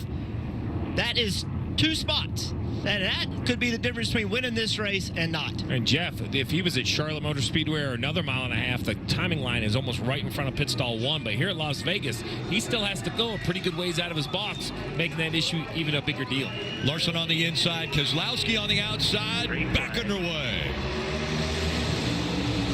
A push from the 20 of Bell. We'll see if Larson can utilize that shove as he goes into turn 1, and he's clear of the 6. We're 4 wide right there in the 3rd row. Byron way up the racetrack. Chastain in the middle. Denny backs out. Gets back to 3 wide. And it's still 3 and 4 wide behind these guys as well. Blaney trying to get to the outside of the 11 car. Couldn't get there. Now 3 wide. Several rows deep getting into turn 1. Momentum working this time for the 1 of Larson. Oh, we got a car in the wall off of turn 2, the 54 car. Ty Gibbs into the wall, and the caution comes out. Looked like that car might either got loose or blew a right front tire. That was a, there you go, blew a right front tire. Car just went straight into the fence. And the wheel came off, too. Yeah. Uh-oh. So the car went straight into the wall. Looks like it's cut. So that's what happens, Rick. So if the wheel comes off, I was just making sure where that wheel ends up right there. It's getting closer to pit road. So what can happen? I don't know if, yeah, it's cut. So if the wheel comes loose, it kind of drags onto the brake caliper and cuts the wheel right in half. And it's aluminum wheel. They're 4 wide right here, and the car just takes off up the racetrack. He ran over something right there. You see the car jump? He ran over the top of something. It looked like the car hopped in the air. See, watch this car. Or this is a right front wheel issue. This is a right front that's not tight. Boom. I think that's the right front wheel falling off. Yeah. Or crack, getting to the end of the snout. There you go. Yeah, I think this whole thing has started because it wasn't tight. How about this? It ended with the wheel coming off. So at some point, and the center's still in the wheel is what I thought, right? Because the outside looks good. Yeah, the whole wheel comes off. Yeah. I mean, so if the whole wheel came off, the nut could not be on it. There you go. Look at this. And there it comes. Yeah, the center section's in the wheel. Yep. Yeah, there's a great shot of it. You're right. Yeah, so that means the nut. Yeah, the lug nut was not on. Exactly. Yeah, and it's a right side stop. So, on the left side, they could drop the jack and the car could leave, and maybe you were having a bit of an issue. On the right side, what we've seen time and time again, and I feel confident it's probably what happened here on the 54, it's one of two things. Either the car got dropped as the lug nut was tightening up, and therefore it doesn't pull up tight enough, or the second thing is you can actually get these wheels indexed a little funny, and they're just sitting on that pin, and you could tighten the wheel up against it, and you don't even know that the thing isn't pushed all the way on, Marty. Steve, obvious from the replay, but I did confirm with the team. Right front lug nut was not on for Ty Gibbs, and frustrating because they had a top 10 run going. Another great run for Ty Gibbs and that team. Going to have to push him back here, and they're bringing him back down pit road. But the damage doesn't seem that severe, actually. So I think the bodywork's not severe. I just don't know about the suspension. It's been a busy day. We saw it start in practice with issues, and it carried on in the race. The 43 of Eric Jones has a flat right rear tire, guys. It's the same as the 9 and the 99 in practice. Then his teammate. Yeah, Hocevar has an issue getting into the wall right there. Ends up spinning the car around here. A lot of damage to the right rear. Knocks him out of the race. 14 to Chase Briscoe. In the wall, around he goes. And I thought the 54 blew a right front tire, but the wheel's actually coming off the car. So he goes into the wall right here. I like that. We're going to slide that one over category that, end result a tire, but we're going to find the blame a little different. I think that's fair. Yeah, this 54 car, Ty Gibbs, he's had a solid year. He really has. He's been in position to win some races, had a good run going today. I think it's going to, keeping Ty as a young driver, keeping him focused is going to be the goal for these next 3 races and heading into next year. You've done a nice job. Some improvements can be made, but this team next year, I think, will be a threat to win some races. And after these repairs, they'll be held a couple laps, because when the wheel comes off on the racetrack, it's a couple lap penalty this year. We'll be back for the restart. Eastbound and down, load it up and truck it. Are we gonna do what they say can't be done? 47 laps remain in this, the first race of the round of 8 to determine if the playoff driver gets the win. They're locked into the championship 4. We heard from Joey Logano mentioning how important he feels it is and what a benefit. You get a couple extra weeks to prepare for that Phoenix race. Larson right now out in front of the field. And Rick, sitting here, my anxiety is building. I'm sure the crew chiefs on pit road are doing the same thing. So much work went into the whole season to make the playoffs. You've made the playoffs. You've got all the way to the round of 8. You've had good days or bad days. And now if you're Larson, you're in position. Bell in position. Byron, all having good days. I hate restarts. I feel like there's so much out of my control as a crew chief. Marty. Rick, William Byron has dealt with a loose race car for most of the day, especially on that last run. But on the last stop, Rudy Fugle took a massive swing at the car. Byron radioed after that very short run, Kim, and said it's much better. We'll see if Byron can get a couple of spots and maybe sweep the year here in Vegas. Well, Marty, Joey Logano having a very solid day, running in the 6th position currently. And Paul Wolf told me they historically have been so good at this racetrack, so their expectations are high despite not being great on intermediate tracks this year. They brought a similar setup to what they won with last year. First half of the race, Dave, they were tight. Now they're trending to the loose side. Talking about the round of 8 earlier today, Chris Gabehart, Denny Hamlin's crew chief, told me it will take explosivity. Now, I don't know if that's really a word, but what he meant was it's all taken this round to get to the championship 4. That's what Denny's going to have to do here. He's really good over precision, long 40 or 50 lap runs, but if we get the short cautions at the end, he's going to have to ramp up the explosivity. Word sounds good to me, Dave. I'd go with it. Listen, I'd make up a word every once in a while. Well, really it gets your point across. Yeah. Explosivity is very descriptive, as Larson has chosen that inside line once again. Keselowski will be on the outside. Larson will be getting a push from the 20 of Bell. And we'll see how hard Ross Chastain pushes the 6 of Keselowski. We haven't talked lane choice much today, guys. Is there a lane you prefer over there? I kind of like the outside, just having the momentum off turn 2. 3 non-playoff drivers in the top 6. They will help determine who wins this race. Green flag back in the air.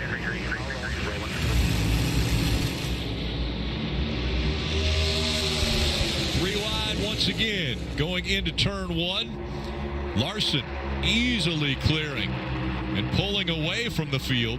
We're 4 wide back there for row 5. Down the back straightaway, still 4 wide. Blaney went to the bottom.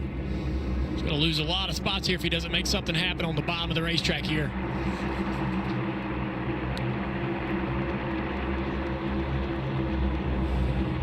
Denny Hamlin going down the apron, trying to get by that 22 of Logano.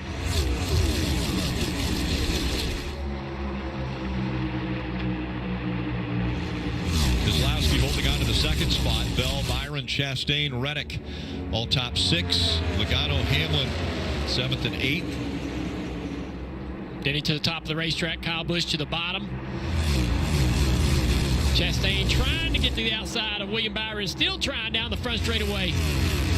Trying to get that side draft to work. Can't quite get it done.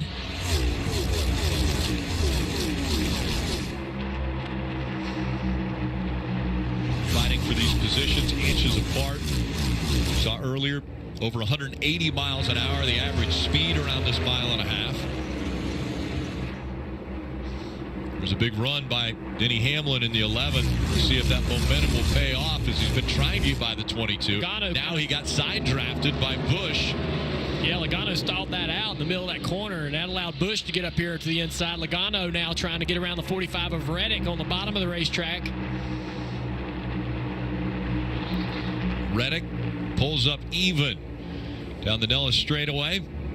So now what does Reddick do? He can go all the way to the bottom if he wants to. Runs the 2nd lane. Here comes Kyle Busch trying to take advantage also of the 22. He's able to go by. What a corner by the 8, Jeff. Yeah. He made that look smooth. I thought he might get stalled out. He rolled right by. Yeah, it makes me wonder about that 22. I feel like Logano got a little bit slow right there. Hamlin hasn't been able to get by him. Hamlin's still running 9th. That's got to be frustrating, Rick, for Hamlin to watch all that go down and him not really be able to take an opportunity to get by any of those, as we hear NASCAR's posting the 9 car for a restart violation. Once again, that laying back that you talked about, Jeff. Yeah, this will be the 2nd one of the day. They're kind of picking on the cars in the back half of the field. See really any violations toward the front half.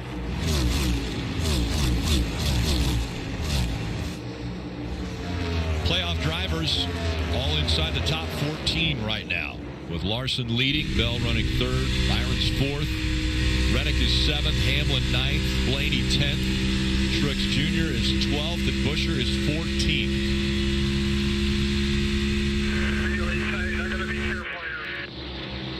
The 19 car of Truex trying to get around the 4 of Harvick. Harvick's going to make it tough here on this outside, runs him tight in 1 and 2.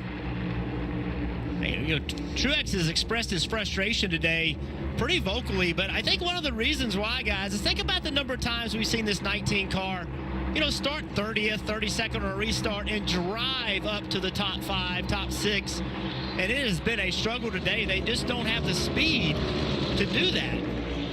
And this really goes back to the one decision, to stay on the racetrack when everybody pitted and they lost the track position. It's, these races, Jeff, you talk about the level of competition, Jeff. Well, it's also one mistake to lose your track position on top of the pit box or one on a restart. And it may set even a 400-mile race. You just don't have time to recover. Yeah, we talk about restarts. Great battle going on here. Let's go look at the Chase Elliott penalty. Here he is. He's a lap down now. See how far back he is to the car in front of him? He's done that to build that forward momentum to get to the start-finish line to try to make a move. And NASCAR, again, has told the drivers, we are not going to let you lay back. If you do, we're going to penalize you. This is a point of emphasis, and they have made this call twice today. Look at the gap behind him. See how he moved out he made that move to the outside, and that said to NASCAR, he did this to gain an advantage, and that's why the penalty. I don't 100% know that that's fair because it looks like they all checked up in front of him. However, he was laying back before the restart. And again, now Elliott is a lap down. He's the first car a lap down, running in the 32nd position. As we see Martin Truex Jr. still trying to get by the 4. The 4 is going to get a little shove there from the 17 of Buescher. Doesn't help, though, as Buescher's going to go the high line while these two are battling side by side. Buescher comes in, and he might do a 2-for-1. Great job right there by Tim Fetal with a spot on the 4 car, letting Kevin know there's a guy coming on the outside. Truex is like, what do I got to do to get by these guys? But he's really, racing on the bottom of the racetrack. It's hard to get around the cars at a track where the high line and the middle line have some speed. Look at that. They take the line away from Truex. He has to get up the racetrack. This car's just not comfortable anywhere but on the bottom. Get Truex back to 14th. Just in front of him, Kevin Harvick, the guy he's been fighting with for so long. Let's take a look at the progressive telemetry riding along with Kevin.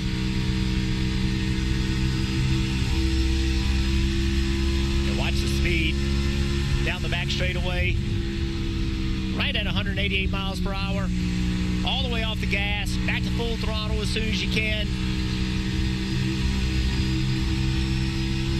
This front straightaway, a little bit longer. Speed will be a little bit higher. 192. Watch the bumps. This car actually rides really well through the bumps. Not much head movement from Kevin.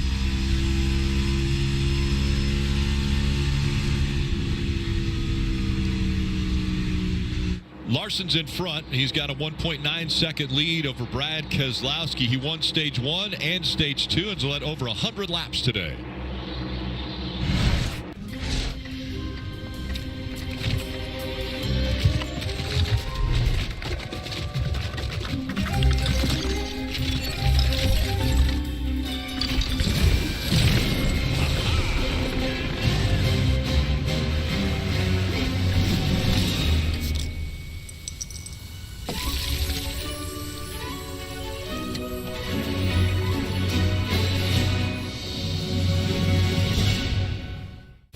Crazy? That you can get a buffet to go? That Tony is getting a salad. And Luke should not do stand-up. But that's like his third roll. I'm on a roll. That you can start with dessert. Or how about soup? Wait and pay, baby. We got the house! Pods handles the driving. Pack at your pace, store your things until you're ready, then we deliver to your new home, across town or across the country. Pods, your personal moving and storage team.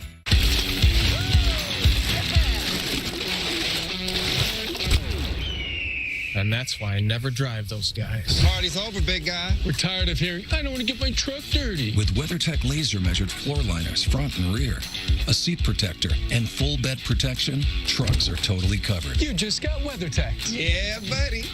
Let's get dirty. Drive worry-free with these American-made products at WeatherTech.com. When it comes to the wrong mattress, you snooze, you lose. At Ashley, we've got you covered with top mattress brands at winning prices. And you can snooze now and pay later with 0% interest for 60 months. Make every snooze count. Shop in-store or online today.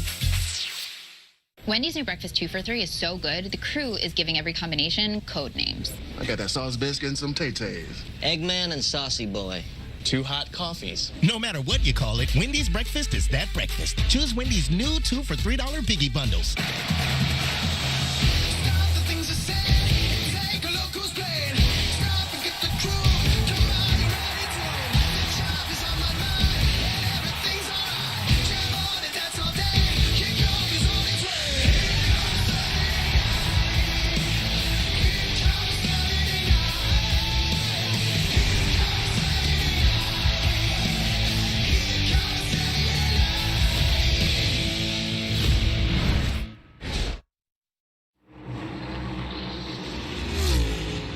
In dominating fashion, Kyle Larson Now a 2-second lead over Brad Keselowski, under 27 laps to go as we see Ty Gibbs slow on the racetrack as he's trying to get back to pit road, it looks like.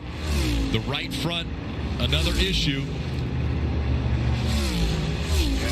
I'm not sure if there's damage that came loose and cut this tire. He'll make it safely back to pit road this time.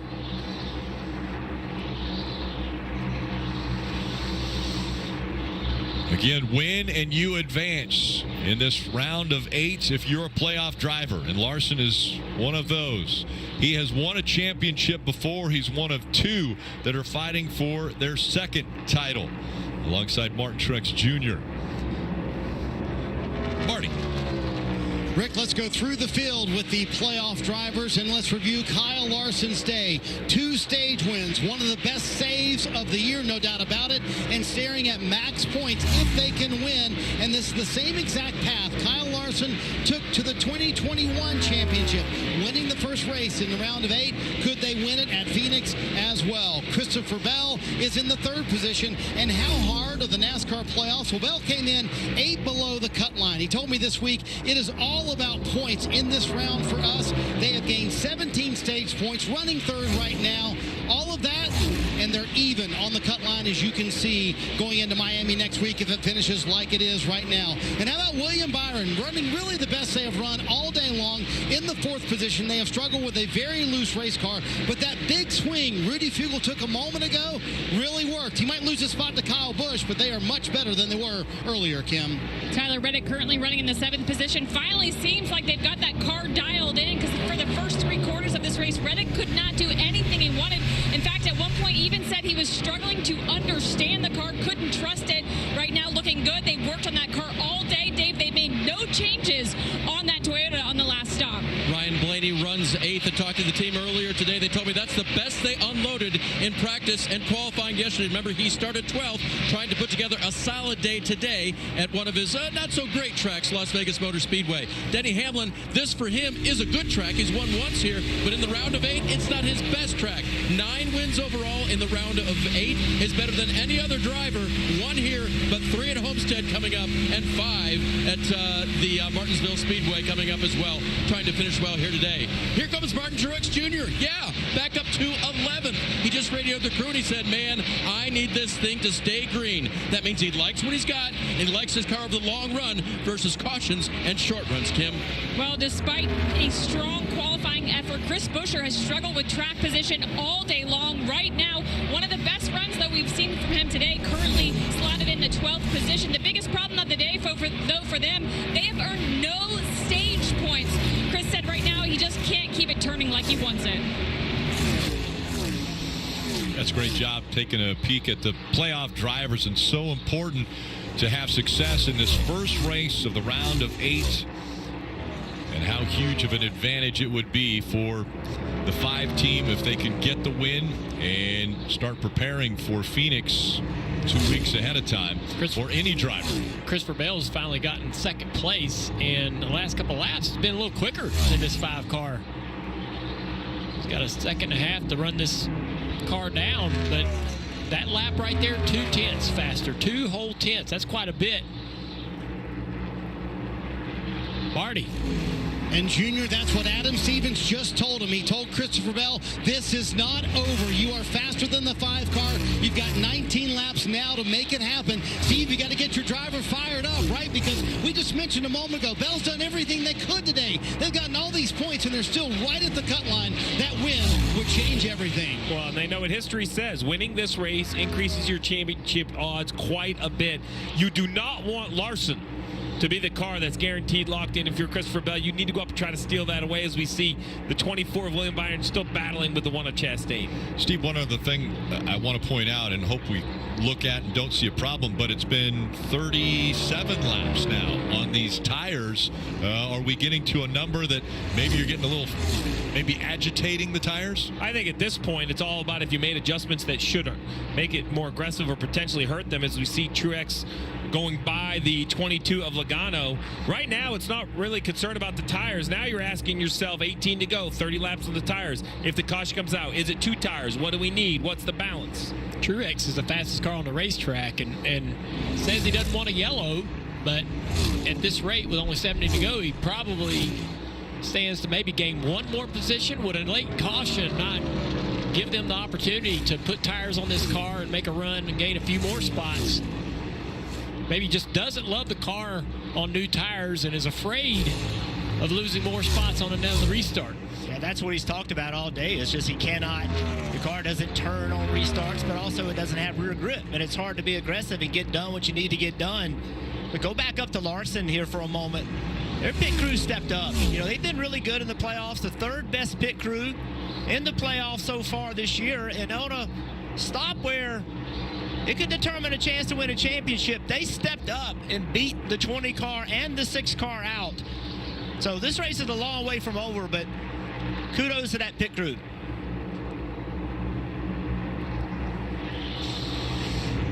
So you mentioned Larson and the successes that we have already seen in the 2023 season.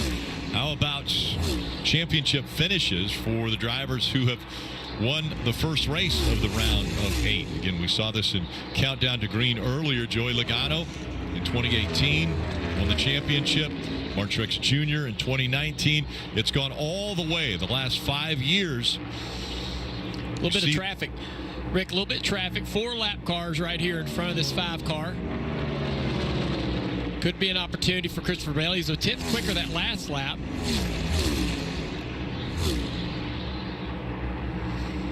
So the 5 is going to try to get through this as quickly as possible. You know, the 20 car is looking at that as the only opportunity, I think, for him to close the gap enough to be able to have a shot at the win. 1.3 seconds is the gap. Under 14 laps to go.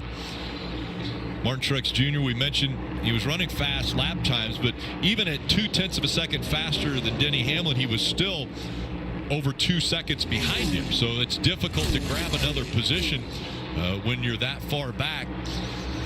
Larson, after that last restart, shot out front. Was in front of Keselowski, but then Bell has passed him. So it's Larson and Bell running 1 and 2, but still a 1.1 second gap. And another battle on the racetrack right here. This 12 car of Blaney is running down the 24 of Byron. Byron's kind of stuck in the wake of the 1 car Chastain.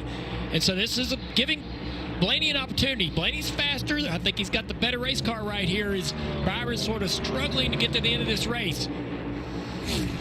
Another opportunity for Blaney. He came in here -10. He needed an amazing day. Didn't quite have all that good of a, stage 1 or a stage 2. He's got some stage points. 8 today. But one more spot, one more point. Maybe getting 2 cars here late would be a great thing for this 12 car. With 12 laps left to go, remember the pass for the win has come in the final 3 laps here in each of the last 3 races. Always some late race drama. Larson doesn't want any drama. As Larson still 1.3 seconds in front of second place Bell. Marty? Kyle Larson working some lap traffic there. And I want to go back to that stat we showed a moment ago where the winner of this race has gone on to win 3 of the last 6 championships. And Steve, I want to know what that looks like at the race shop. Cliff Daniels and Kyle Larson have lived it before. And Cliff told me, hey, you don't stop working necessarily next week on Miami or Martinsville in 2 weeks, but it just frees everything up to focus solely on Phoenix and say, hey, we need to get better there. What can we do to make our car maximum at Phoenix? So what does that look like at the race shop when you win this first race in the round of 8? Well, it's like a football team coming off a bye. People are more rested, more focused. They understand what they have to do. As you said, Marty, you'll still go try to win Miami and try to win Martinsville, but that's kind of what you do on the weekends. From Monday until you get on the plane to go to that race, you are focused on Phoenix. It's going to be all about what is at stake in a few weeks when we head out west to the desert. There's a lot of things. You mentioned the word focus. Kyle Larson was focused on Thursday on an IndyCar test. He comes here, and his focus turns solely to this race. And then we saw in race how focused he was when his car got sideways, and he was able to correct that, just barely tapping the wall. And now he's out in front by 1.1 seconds over Bell with under 8 laps to go. See this battle for ninth. Truex trying his best to get by the 11 of Hamlin. Running the bottom, Hamlin got tight right there. Car did not roll the middle like he wanted to. Truex able to jump up in front of him. All over the back bumper.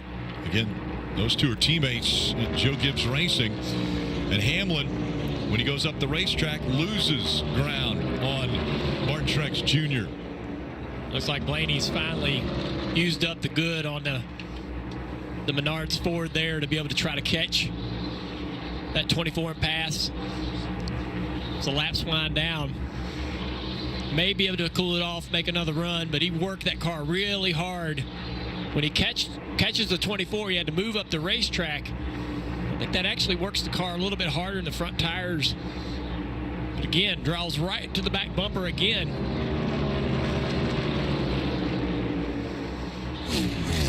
Jeff, you threw out the statistic. The pass for the lead in the last 3 laps of the race. The gap now 0.7 of a second from Larson to Bell. Blaney's got a good run right here. You go to the inside, he's driving down low. Right to the left for quarter panel. Now we're going to be side by side with the 24 and the 12. 12 may clear here. He does. So Blaney's able to get ahead of Byron. He's running 6th now. That's a big deal. A point for the 12, a point lost for the 24 right here late in the race. Great job by Blaney and this 12 team.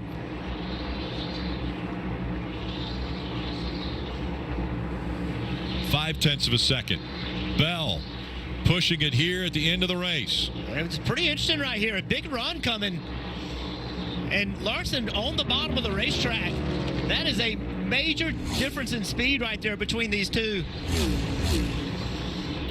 Larson at 31.48 the last lap. Bell 31.43. 5/100ths of a second. The difference, and we'll see if Larson can keep that gap. It's still 0.5 of a second. Bell is trying the high line right up against the wall. That's a big run off turn 4. Will it be enough? Because there are enough laps left for him to keep trying that. 3 to go. A little bit of concern for Larson, as I know there's only 3 laps, but there's traffic maybe 30, 40 cars ahead. You wonder at what point that air starts affecting Larson. I don't think he's going to lose his racing line.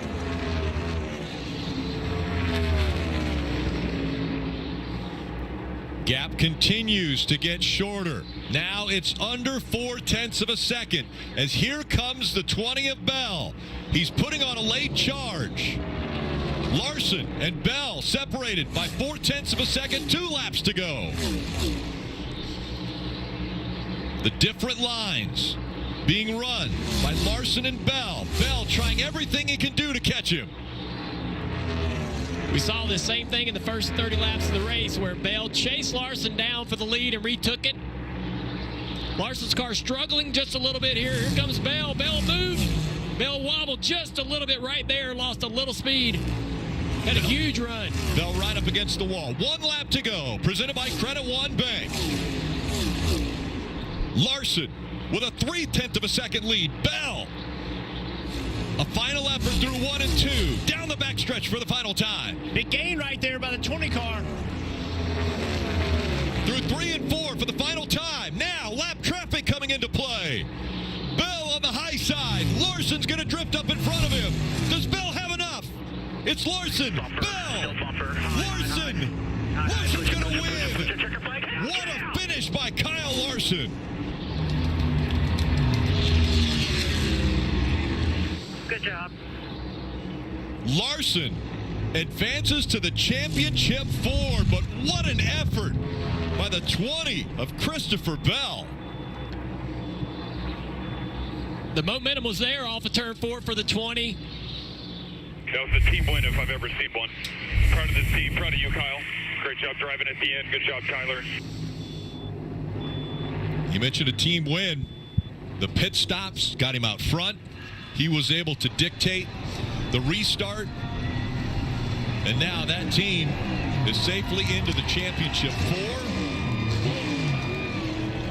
And looking for another championship. This checkered flag moment brought to you by Advance Auto Parts.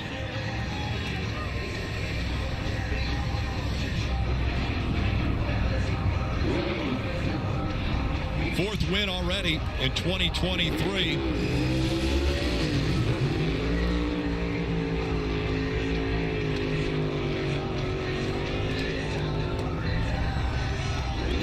And really, you have to go back to the save. He was sideways off of turn number 2, tagged the wall, and saved this car, and now goes on to win this race. You heard him say that's a team win if we've ever had one, and pit crew stepped up, got him off pit road first. Kyle Larson pushing the car, got it out of control, did not overcorrect, as you just mentioned, Rick, and hit the right front. Those moments can be the difference between winning a championship, and this guy right here and this team, they got a shot now.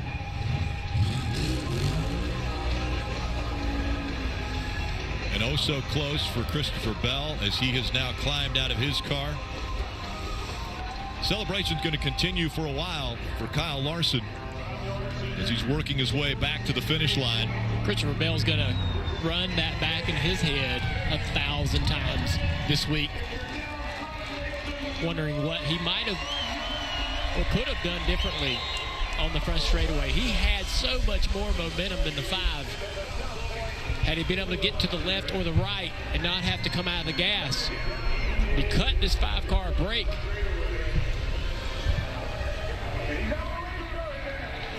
Marty's down there with the winner here in Vegas.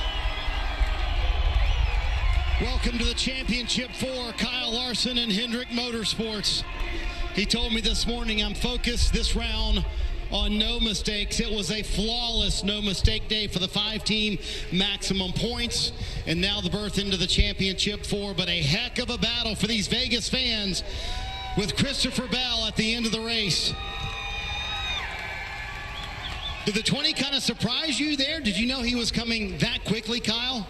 I could see him come in my mirror for sure, and was hoping those lappers were going to give me the bottom, and the 38 peeled off to the bottom, and I knew I couldn't follow him, and I just didn't want to go all the way to the top and leave the middle open. But thankfully Christopher, as always, races extremely clean, and it could have got crazier than it did, coming to the start finish line. So thank you to him for racing with respect there. What a job done by my team too. Just a great race car. I almost gave it away there and wanted to, getting sideways, getting the wall, and had to fight back from there with our balance. They got it much closer there in the lead. I was happy to pull away as much as we did, and was hoping that was going to be enough, to maintain, which it was, but I thought they weren't going to be able to get as close as they did there at the end. So nerve-wracking, but thanks to Chevrolet, HendrickCars.com, Junior Robin Bar, Valvoline, everybody involved in this deal. This is really cool to get to go race for another championship here in a few weeks, and glad we don't have to stress over these next 2 races. The incredible save. The kids are here to celebrate with Dad, Kyle Larson. They're in the championship 4. What a day for Hendrick Motorsports and the 5-team. Great playoffs for Hendrick Motorsports. They won the opening race of both rounds. Larson at Darlington, Byron at Texas, and now he wins here at Vegas to secure the spot in the championship 4. Kyle Larson is on to another possible title.